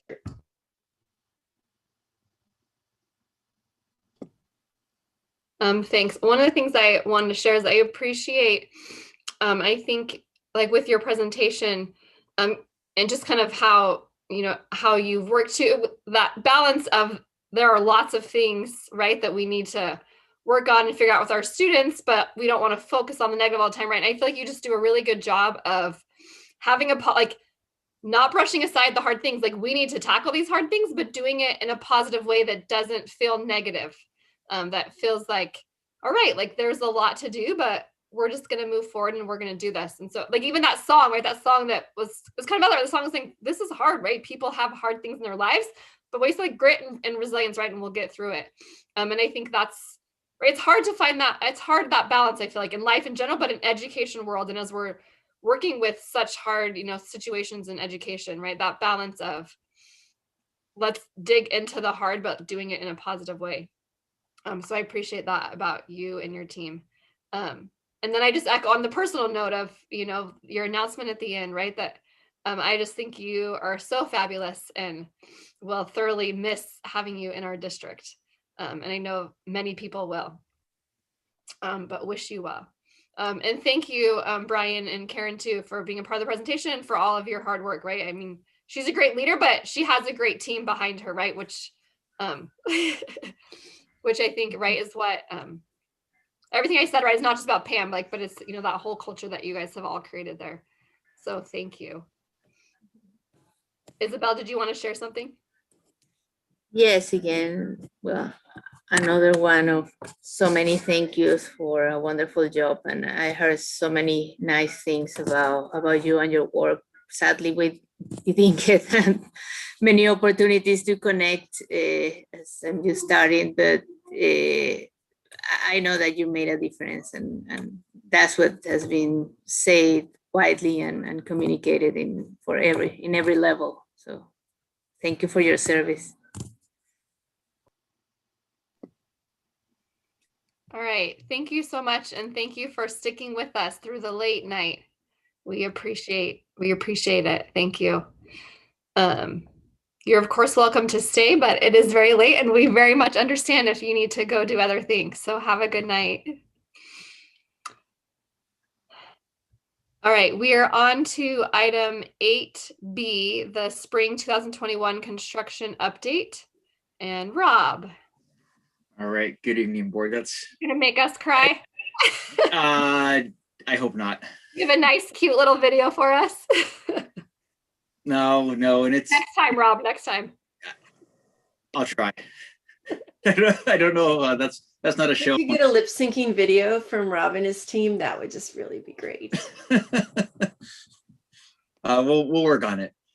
So good evening, board. I wanted to just give you a quick update on where we are on some projects that are recently wrapped up, are just getting started, and are in the near future pipeline. I know we have a much longer update to look at that we were working on, and have recently just put a little bit of a pause on the master plan, just given the attention and time that reopening and the surveys that have been involved in that, and just staff time in general. We want the that master plan document to be something really meaningful, something that people have had time to focus on. I realize there's never a good time for a lot of things. However, we could definitely pick a better time than currently to wrap that process up. So I just wanted to give you a little bit of an update on where we are.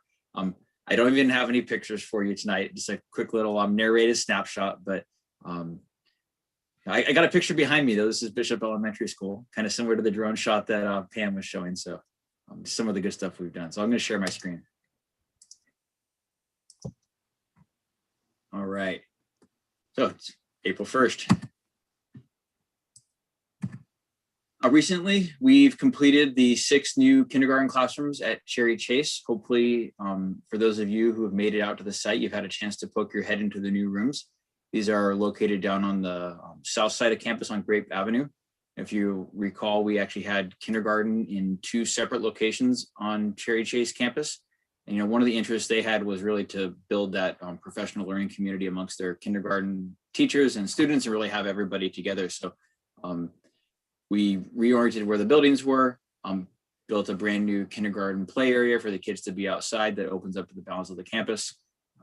Rooms came out fantastic. Some really good input from the staff on that project to help guide the design. So thank you for the Cherry Chase team for enduring that work. And then at the maintenance yard, we've recently completed a new warehouse which supports information technology and this expanded storage or indoor storage in particular for the materials and supplies in the maintenance yard. And then to go along with that, EV bus charging to support the 4 EV buses that we received as part of a grant that we worked with you all on a few years ago to get going with the state. So that's been pretty exciting. The bus drivers are driving those around the district and they are enjoying, I don't know if I've only had really limited experience with EV vehicles myself, but if you've driven one, you'll know that they kind of get all their power right when you get going. And typically with a compressed natural gas bus that we have for the school districts, which is we received on a previous clean air grant, they take a little bit of time to build up pressure and get going. So the drivers have really been enjoying the just responsiveness and just overall just appeal of driving the buses. Plus they're super quiet and 0 emissions coming out of the tailpipe of them. They do have a little bit of a noise they make intentionally because otherwise you wouldn't hear them coming down the road. So they have a little noise emitter so you can hear a bus as it's coming down the street. So those are what we've recently completed under construction. And for all intents purposes, with the exception of changing a couple lenses, we have wrapped up an audio video upgrade at 4 of our schools.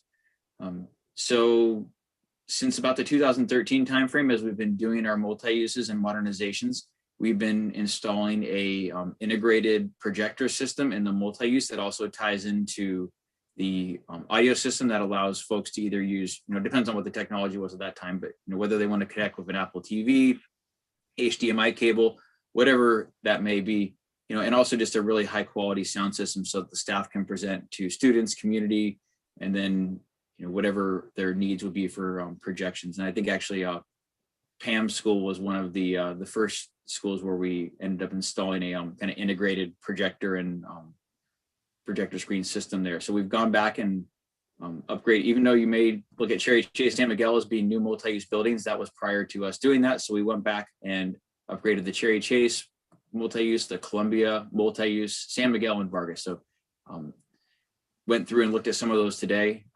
The principals are all really pleased with the controls for the system. It's just a really slick, easy to use, real high quality system. So hopefully they get to take advantage of that and show that to kids and community members in the near future.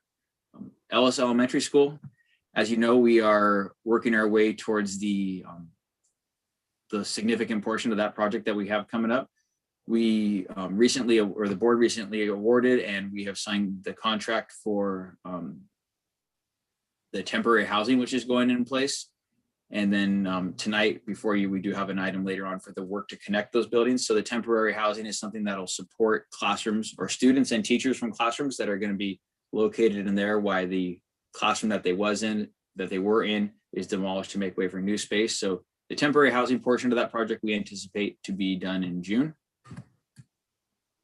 And that's going to lead us up to what's in design and bid. Today, we had the pre-bid job walk for the Cherry Chase exterior improvements project. We've been visiting Cherry Chase actually pretty frequently recently. They are due for a exterior paint job on the school, which, not only is good for curb appeal, but it's also a maintenance component. Keeping the wood and the outside of the buildings painted does really help to protect and keep the life of the building going as long as possible. We are going to be changing the colors on the campus slightly to match the new kindergarten classrooms that we installed last year. Just a little more of a contrasting color that really just adds a nice sharp appeal and pop to the campus. So we're pretty excited about that. And we've had multiple community outreach meetings to let them know what was going on, as well as the installation of a digital marquee in front of that school so they can better communicate with the neighborhood. We actually held the last of, I think, 4 community meetings last night about that, and the community members, three attended, but they were both appreciative of what we were doing. And the last piece of that project is going to be closing off the rest of the campus. Cherry Chase is one of 2 campuses we have in the district that is technically not closed during the school day. It's closed to visitors by they're not allowed to be there, but there is no fence across the front of the campus, which would just allow you to walk on to school. It's Cherry Chase and Ellis Elementary are the 2 that are currently open in the front during the school day. So this will redirect traffic to the front office so the office staff knows who's on campus. And ultimately, this protects the staff, the students, the visitors on campus, and everybody else. Plus, on the front of the campus, when we do projects like this, we will do a wrought iron or tube steel fence, which will go across the front instead of the galvanized chain link that is commonly installed around some of the other portions of campus. So it'll be as appealing as a fence can be.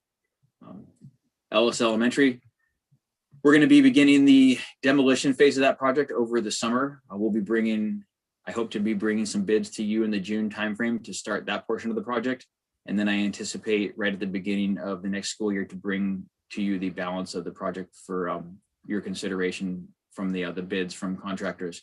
This is a similar technique or tactic that we used with the Bishop Elementary School project while we were waiting on some of the later pieces to be approved by DSA. The site package and a portion of which included the building demolitions is going to be approved. So this will allow us to get started. And, there really is no need to wait for the balance of the project to be approved before we get going on the demolition, since that's really a good stop and start point. And we want to take advantage of summer. And then lastly, we're going to be doing a driveway replacement at the backside of the district office between there and the campus that Stratford leases at Washington Park. We'll be bidding that in April, and construction will be June to August of 2021. So that's just a maintenance thing that we have to do. There's a lot of old trees there that have uplifted the asphalt paving, so ultimately it becomes a safety issue. And that's what I got for you. Thank you, Rob. Public, is there any comments on this presentation? If so, please use the raise hand feature now.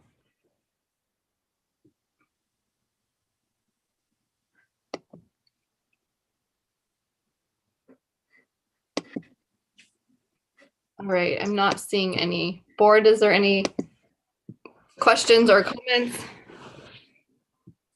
And a quick comment about the fences. As a former teacher in the district, I remember getting those, little keys for the padlock. And I understand that you want to make sure that nobody can access them. So there's a very tight way to, it's a narrow position, right? And a few times I don't remember what it was some sort of a drill. I don't remember what drill it was, but we had to get out of one of the padlocks and get onto the field at Fairwood. And it was so stressful trying to unlock that padlock in in a fake emergency situation. And then even having substitute taught on Cherry Chase, and it's just, those padlocks are not great. I mean, there has to be a better locking system. It's been there for years, and I get it that it's probably expensive to go another way with a lock, but maybe there's some other kind of a lock that's accessible for the teachers to use. It just seems like using a regular hardware store lock is really hard because the teachers use those all the time because that's where they, they get there super early. The other side of the camp, they park their car and they go in at that gate, or they're loading and unloading things on the weekend. So I don't know. I would just encourage you to like work with, I don't have an answer, but I just know that like if there's a nice gate solution or if there's a cost-effective way to make those a little more user-friendly, because if you had to open that to like, get away from a person that was chasing you or something, like that would be really challenging. So I'm going to guess because it was an emergency drill, you were moving to what would probably be considered the area of safe dispersal. It was the field out Yeah. to the beyond. So couple, just at least comments about the Cherry Chase fence. The front of the campus, that's actually going to be considered a path of egress. So like if you're in a larger room that has like a multi-use, right? It's got multiple doors and it has those push bars on it. Multiple names for them. I call it an exiting device. People like to call them panic devices. If you're in a panic, you can push it and out you go. Those front gates actually will have that feature on them so that you can exit and then it latches closed behind somebody.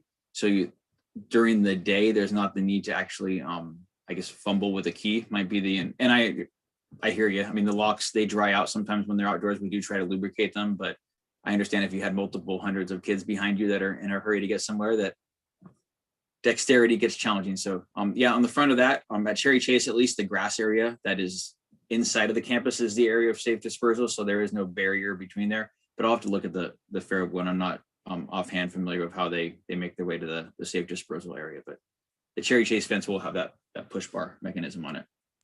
But even like just getting in and out of those padlocks, I don't know if there's anything you can do for the other gates or if they're always just going to be padlocked, but it kind of depends on honestly, it kind of depends on the gate. It's really just a gate to like get onto campus or if it's like part of a path of travel. But I think the biggest thing is if they are having issues, we just somebody needs to let us know so that we can service the lock and it will function more smoothly after, because they do, from lack of use, they do dry out. I would definitely acknowledge that. Thank you. Board, is there any other questions or comments?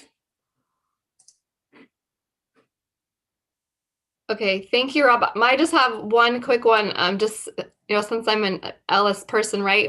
The demolition, I think a lot of people, people might be sad too, but that's a fun thing for kids, right? To watch. Like I remember when Bishop was happening, they were letting, when the buildings were being built, but is there a way, even though it's in the summertime, for the school to kind of communicate and say, hey, demolition's happening this week if you want to watch from a safe distance? We can definitely, anytime there's an opportunity to bring the construction to life, to make it a beneficial, applicable real life lesson, is something that we tried to do. Actually, like at Lakewood years ago, we worked with the fifth grade teachers to turn the concrete for the foundations into a volume lesson, where they had to figure out how many cubic yards of concrete were going to be placed, and they got a bunch of hard hats and all sorts of cool stuff. But we'll keep the community noticed. There's going to be multiple phases of demolition there, and I'm sure at least one of them will occur while school is in session. And we can definitely work with the contractor to open up the screen so they can see from a safe distance on the other side of the fence what's happening. Because to be honest, I still think it's fun to watch the big heavy pieces of equipment wreck buildings too. So. I would say it is. My kids and I were just like a month or two ago, we're just walking over by downtown Sunnyvale, and there's a building that was the old post office. And we were there, like literally the last day, there was like one section of wall left on like the corner. So they had to hold the corner rebar. It was very, right. So it just, we happened upon it. But my 8-year-old up to me, who's like almost 40, we're all enthralled by it. So if there's any way in the summertime to just send a message, not super important, but that would be interesting. And thanks for all that. And we appreciate, as always, we appreciate all of your fabulous work and all the people who work with you to just keep our things going and improving our facilities. So thank you. You're welcome. Have you thought on putting one of those cameras in one high corner that films the whole construction process, and then you can put it fast forward, like very, very... I've looked at those. We haven't done one. Perhaps Ellis might be a good place to do that, since it will be such a monumental and broad scope project. I've seen ads for them, and that would be cool. They do make pretty cool videos. Yeah, that'd be interesting to look at, right? If that's an easy thing to do. Good to know. Absolutely. Okay, anything else, board? We good? Thank you so much, Rob. Then we'll see you in a little bit for your other item. Coming right up here. Yeah, okay. We are, oh, these next ones are you, huh? Review and discussion. So we have, our next item is 9A, the first reading of the board policy 3280, sale or lease of the district-owned real property. All right, so there's several rules that govern the process around either selling or leasing property that the district owns. Most frequently, it's based around districts may have used state funding to purchase school sites. So that's really kind of one of the main components to where that money can or can't go. There are some waivers that are considered within this updated board policy. So this is one of the updated board policies that we got from CSBA. And we like to keep the policies current. However, we really don't anticipate that there would be a situation where we would be turning a school that we currently operate to the point where it'd be sold or leased. So this doesn't have any impact on our existing leases that we lease to the private schools at 3 sites or our child care facility leases that we have. However, this does bring us into compliance with the new Senate Bill 98 from 2020.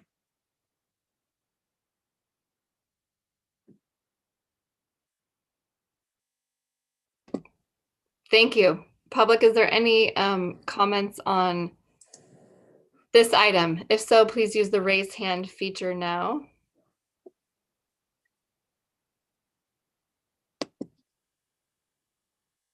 All right, not seeing any. Board, any questions, comments? Are we good putting it on consent?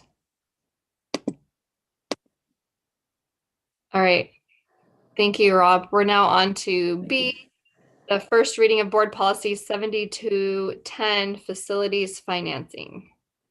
Right, so the premise of 7210 is that the board or the district has a obligation to look at multiple options of funding for projects and really source the option that's going to be the most economical and cost effective for the district to use. And 7210, it's been a recommendation that it's updated to also include the state funding programs as an option for funding. So that's what's called here in the cover page is the Leroy F. Green School Facilities Act. There's multiple names for that. And it's been a little while since our district has had the opportunity to apply for that program. However, we hope to get some monies from that for the Ellis project coming up. So the updates are to reflect that. And then SB 820, which has a change to some of the audit procedure or some of the procedures following a audit of funding on a project. So it's again to bring us to current compliance. Thank you, Rob. Public, is there any comments on this item? If so, please use the raise hand feature now.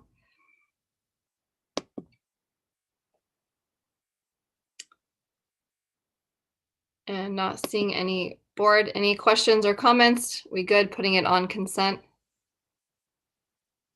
All right. Thank you, Rob, for keeping those up to date. Appreciate it. And then now we'll see you in a little bit.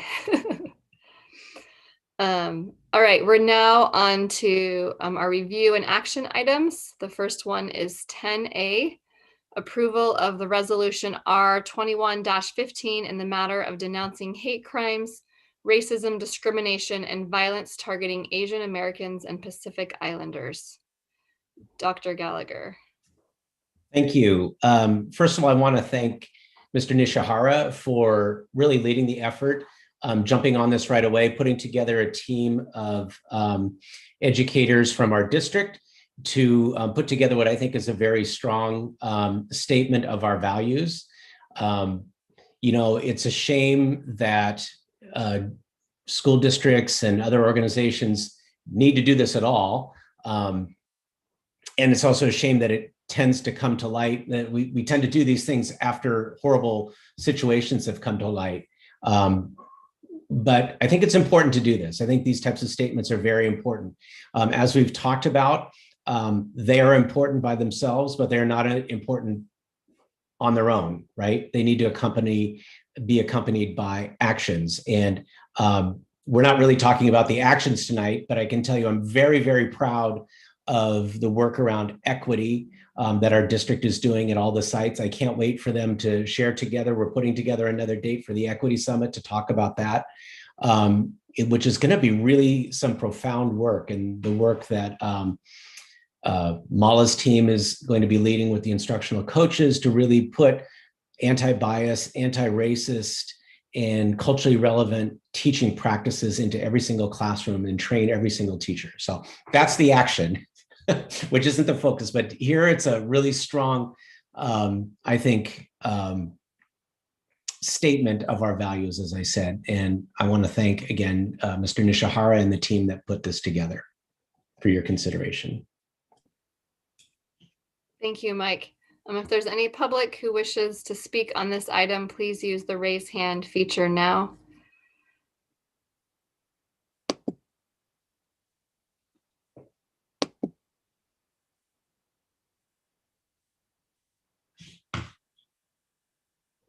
Good one.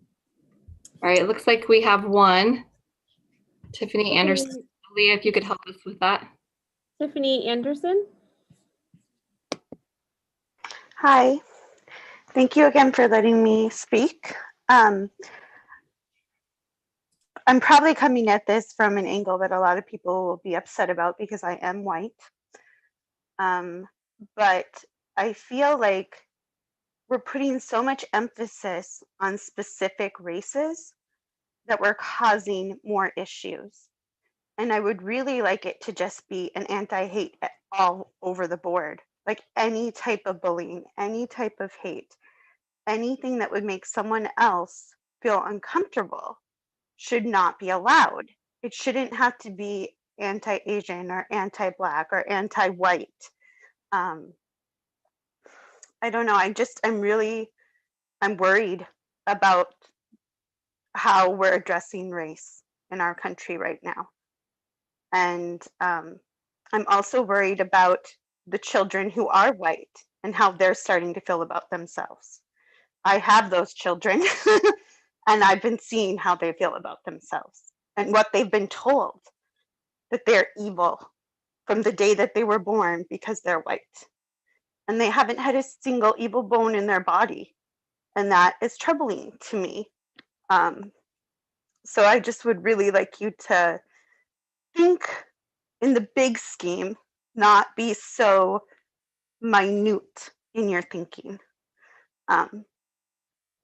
And I'm not saying that there aren't issues, and there's been horrible things happening.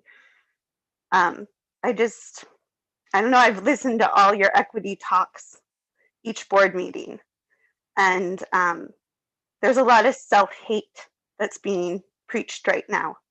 And I'm worried about what that means to our children. Thank you for listening. Thank you.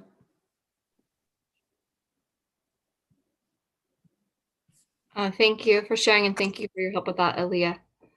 All right, board, is there a motion? And then we can have discussion. I move to approve resolution 2115. I second. Or 2115, whatever. Thank you. Board, is there any discussion or questions? I wanted to, well, not just say that I think it's a great resolution, but I think that it should definitely come with actions behind. It's not just something nice that we're gonna say. It needs to be. I think that we should have more of a policy, not just talk in general as equity, but actually as training anti-racism and anti-bias training in general, and make it, a general action periodically and upgrade as we need, somehow implemented equally in all sides, because it's not like some sides have something, other side have a little bit of this or that, but it's not a consistent thing that is happening around the district.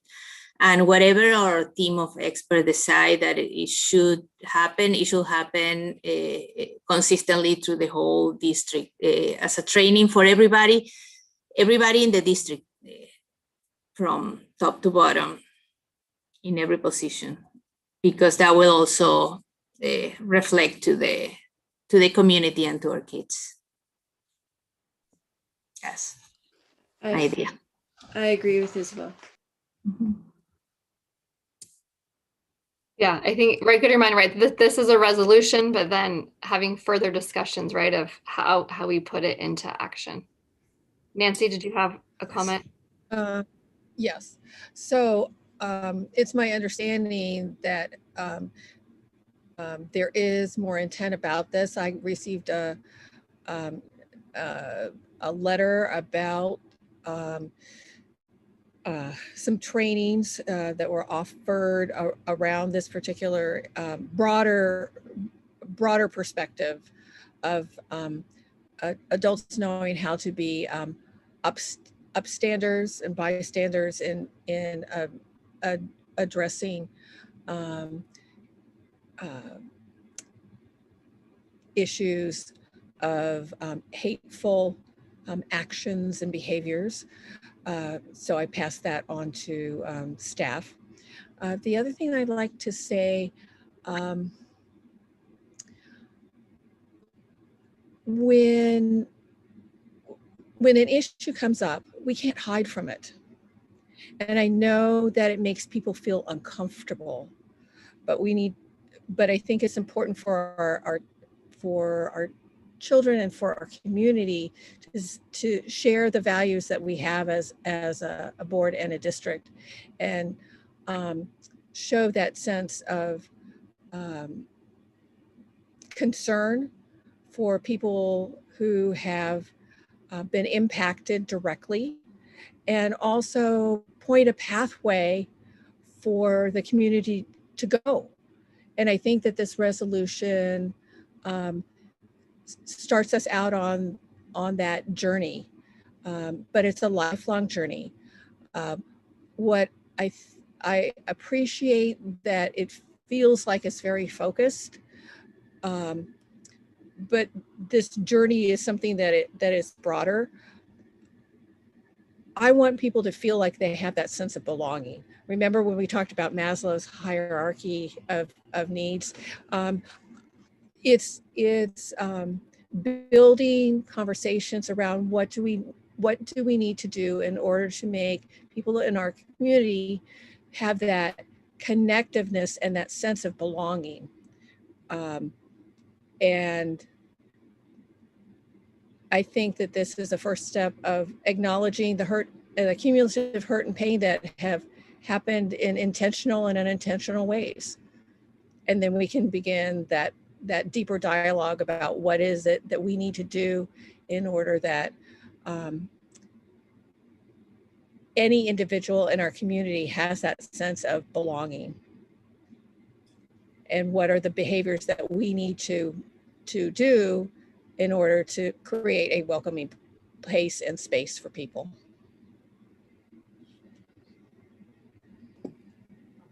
Thank you, Nancy. Thank you. Jeff, was that your hand? Yeah, but I think Mike had his hand up first.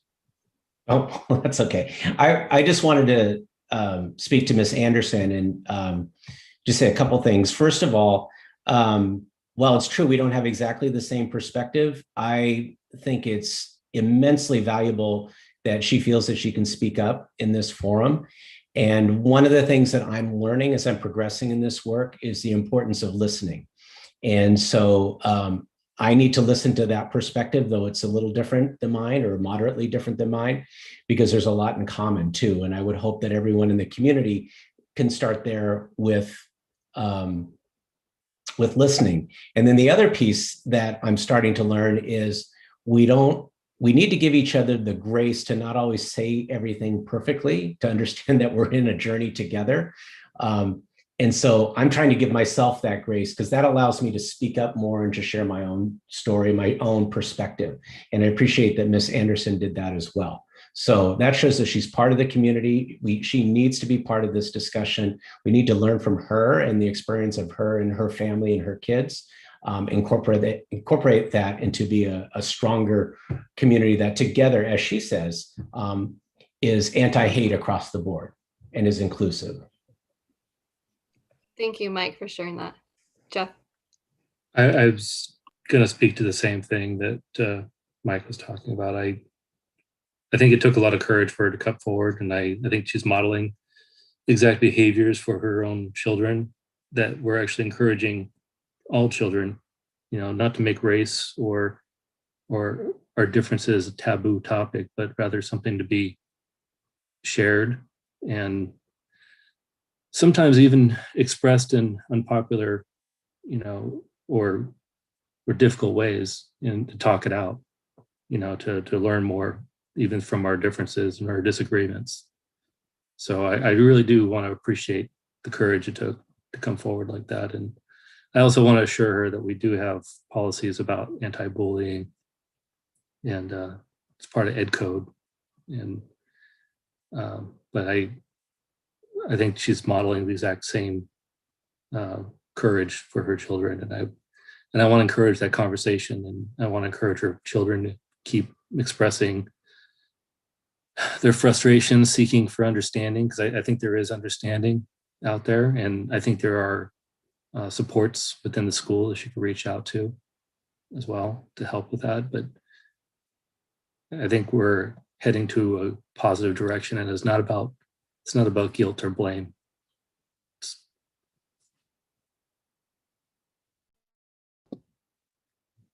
Thank you, everyone. I just wanted to share a little bit. I was going to share what Jeff said too, about there are policies and regulations in place in our district. And then also just as some back history for some who maybe don't know, right? And my back history doesn't even go as far. I'm sure we've had a lot more resolutions in the time that Nancy and Jeff have been on. But this is not something new that we just started this year. That this is something that we, not all the time, but fairly regularly for various groups, when something has happened, we have passed resolutions affirming our support of the groups. So I think,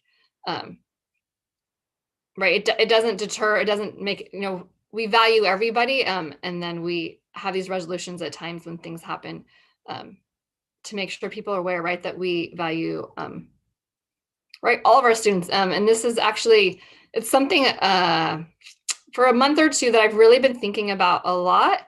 And this resolution kind of like, this is a good time to share it. So this idea that I've been thinking about as we return to in-person, we talked about this idea of reimagining, right? And as we return to in-person schooling, how do we create safe spaces for all our students?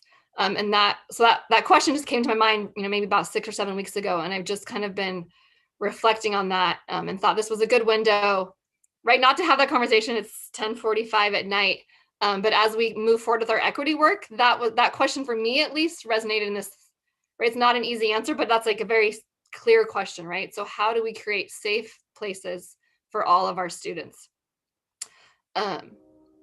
So I just wanted to share that. And then I think, are we good, ready to vote now? And is a resolutions roll call? I do not remember, and I don't have it pulled up. It's not a roll call, is it? All right, I'm assuming since Jesus is not popping in, it's just regular. Or is it a roll call, Jesus? That's negative.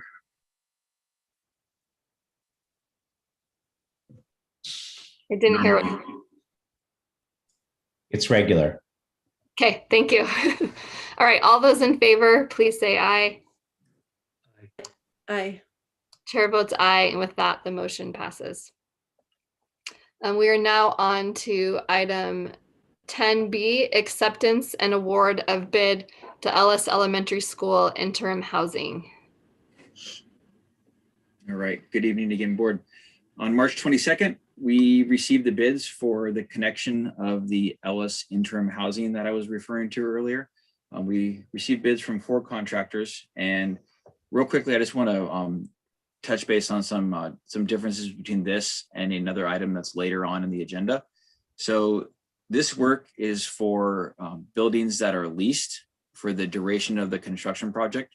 So they're brought in on trailers, they're set on wood foundations. These are the rooms that I noted have sinks in the classrooms to help support hand washing. Typically, we don't get those. That was in the lease that you all approved about a month ago. And this is the work that is done to connect those buildings to our infrastructure, both the water, the sewer, electrical, fire alarm, those type of things, as well as the asphalt ramp, the asphalt portion at the bottom of the ramps.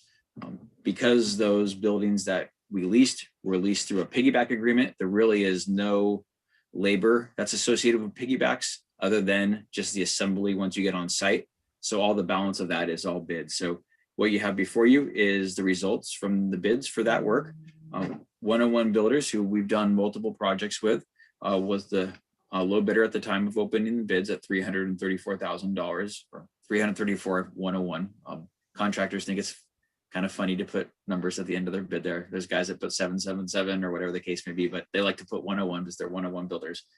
So this work would begin in the very near future. And it's my recommendation that the board accept the receipts of all bids as conforming and awards the work to 101 Builders. Thank you, Rob. If there's any public who wishes to speak to this item, please use the raise hand feature now.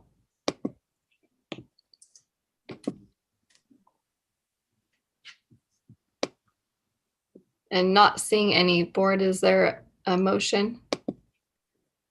I recommend that the board accept receipt of all bids, award the contract to the lowest responsive and responsible conforming bid from 101 Builders Incorporated and grant authorization to execute agreements relative to Ellis Elementary School interim housing project.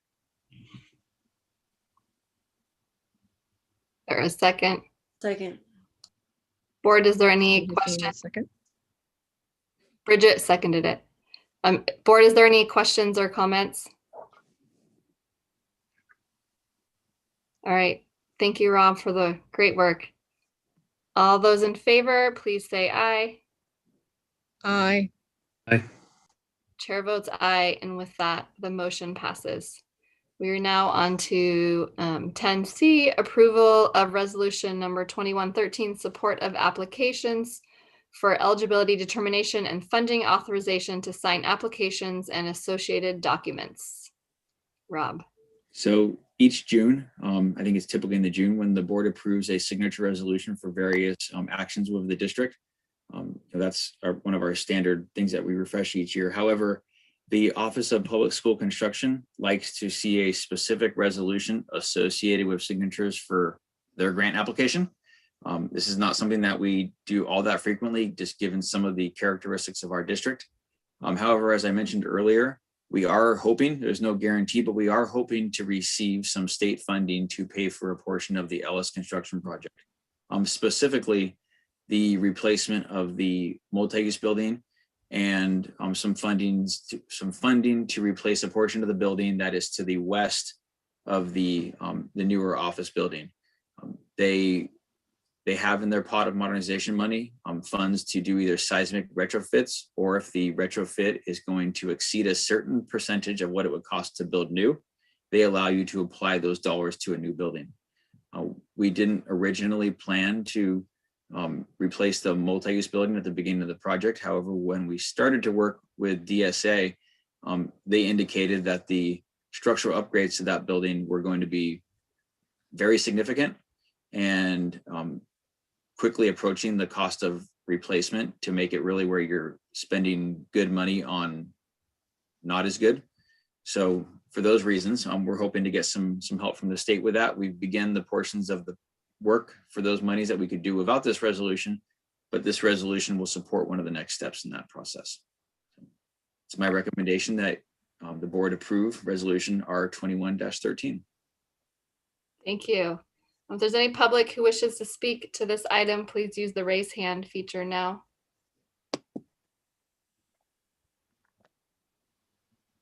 And not seeing any board, is there a motion? I move to approve resolution number 2113 in the matter of supportive applications for eligibility, determination, and funding authorization to sign applications and associated documents. I'll second. Board, is there any questions or comments? Thank you. Rob, I just want to, our staff does a great job of like looking for ways that we can get more, grants or, like with the buses. So thank you for, you and your team for always looking for those things. Appreciate it. You're welcome. All those in favor, please say aye. Aye.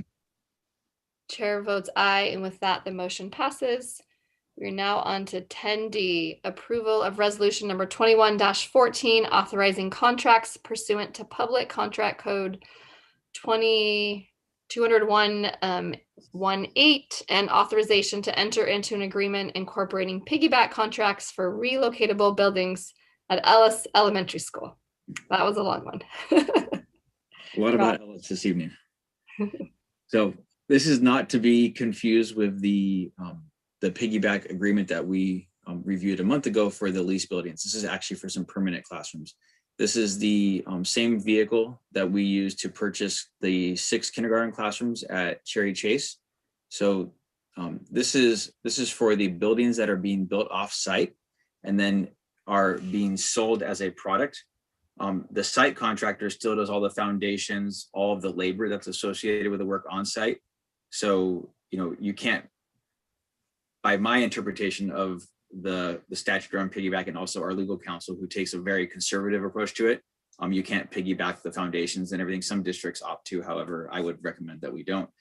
I believe it's challengeable. So anyways, this is going to be for the 4 kindergarten classrooms. That'll be for kindergarten or TK. That'll be at the east end of the campus, right past where we are going to be converting 6 current classrooms down to 4 kindergarten classrooms. So Ellis is going to be programmed to have a total of 8 rooms that could serve as either kindergarten or TK.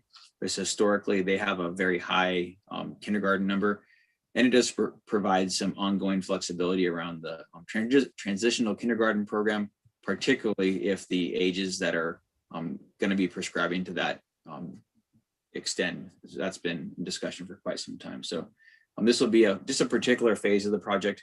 The balance of the campus, the 2-story building, the new multi-use, those are going to be all site constructed buildings. But this resolution is to allow us to proceed with the procurement of the daycare buildings and those 4 kindergarten classrooms. And just to let you know, the piggyback agreement is something that we do have our legal counsel review, because there is just, it's a very involved process. There's, as you can see, there's lots of pages associated with the resolution, as well as the contract that goes into it. So anytime you're spending money like this, it's good to have some legal counsel review what we're doing to make sure that we're proceeding as best we can. So with that, it's my recommendation that the board approve resolution R2114. Thank you, Rob, and thank you for the clarification. Very helpful. You're welcome. Public, if there's any public who wishes to speak on this item, please use the raise hand feature now.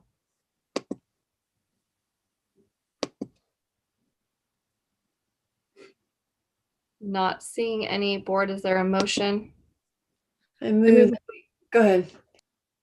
I move approval of resolution 2114 authorizing contracts pursuant to Public Code Contract 20118 and authorization to enter into an agreement incorporating piggyback contracts for the relocatable buildings at Ellis Elementary School.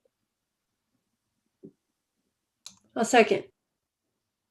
Board, is there any questions or comments on this item? All right, all those in favor, please say aye. Aye. Aye. Aye.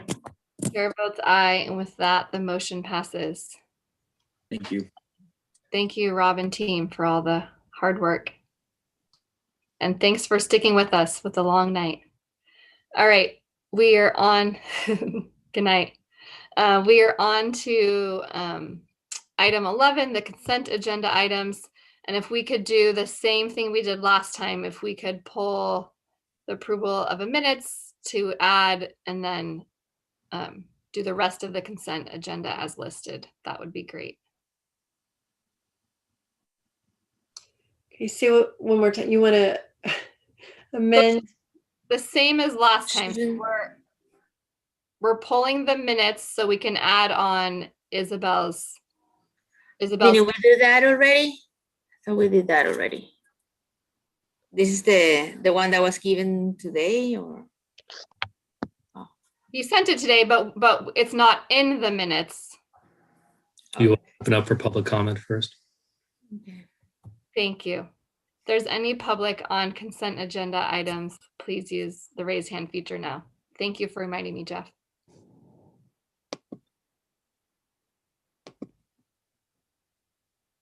Okay, not seeing any. I move to approve the consent agenda item minus A, the minutes for further discussion. A second.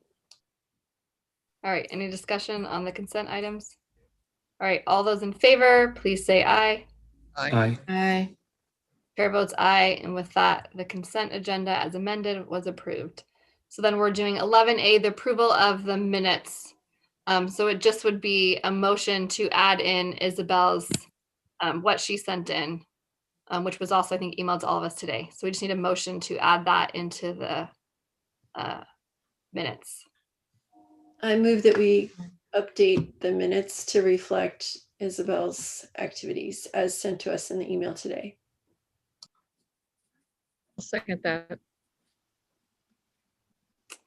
And then I don't know if we do public comment, but in case, is there any public comment on this item? Not seeing any. Any discussion? We're good voting. All those in favor, please say aye. Aye. Aye. Chair votes aye, and with that, the motion passes. We are now on to 12, which is just informational items to make you aware of. 12A is a revised administrative regulation, 3311.2, that's a lease back contracts. 12B is the revised administrative regulation, 3311.3, design build contracts. And then 12C is the Williams Uniform Complaint Settlement Quarterly Report. And all of those are, you can go to the agenda if you want to look at the details of all those. So that is just informational. We are now on to item 13, public comments on the closed session items. If there's any members of the public who wish to speak on the closed session items, please use the raise hand feature now. And not seeing any, we will convene to closed session. Board, are we good going straight there? Do we need a break? Keep on going. Keep going straight in. All right. For those who will not be here with us when we just close out at the end, thank you for joining us. Thank you. And then we'll see some of you in closed session.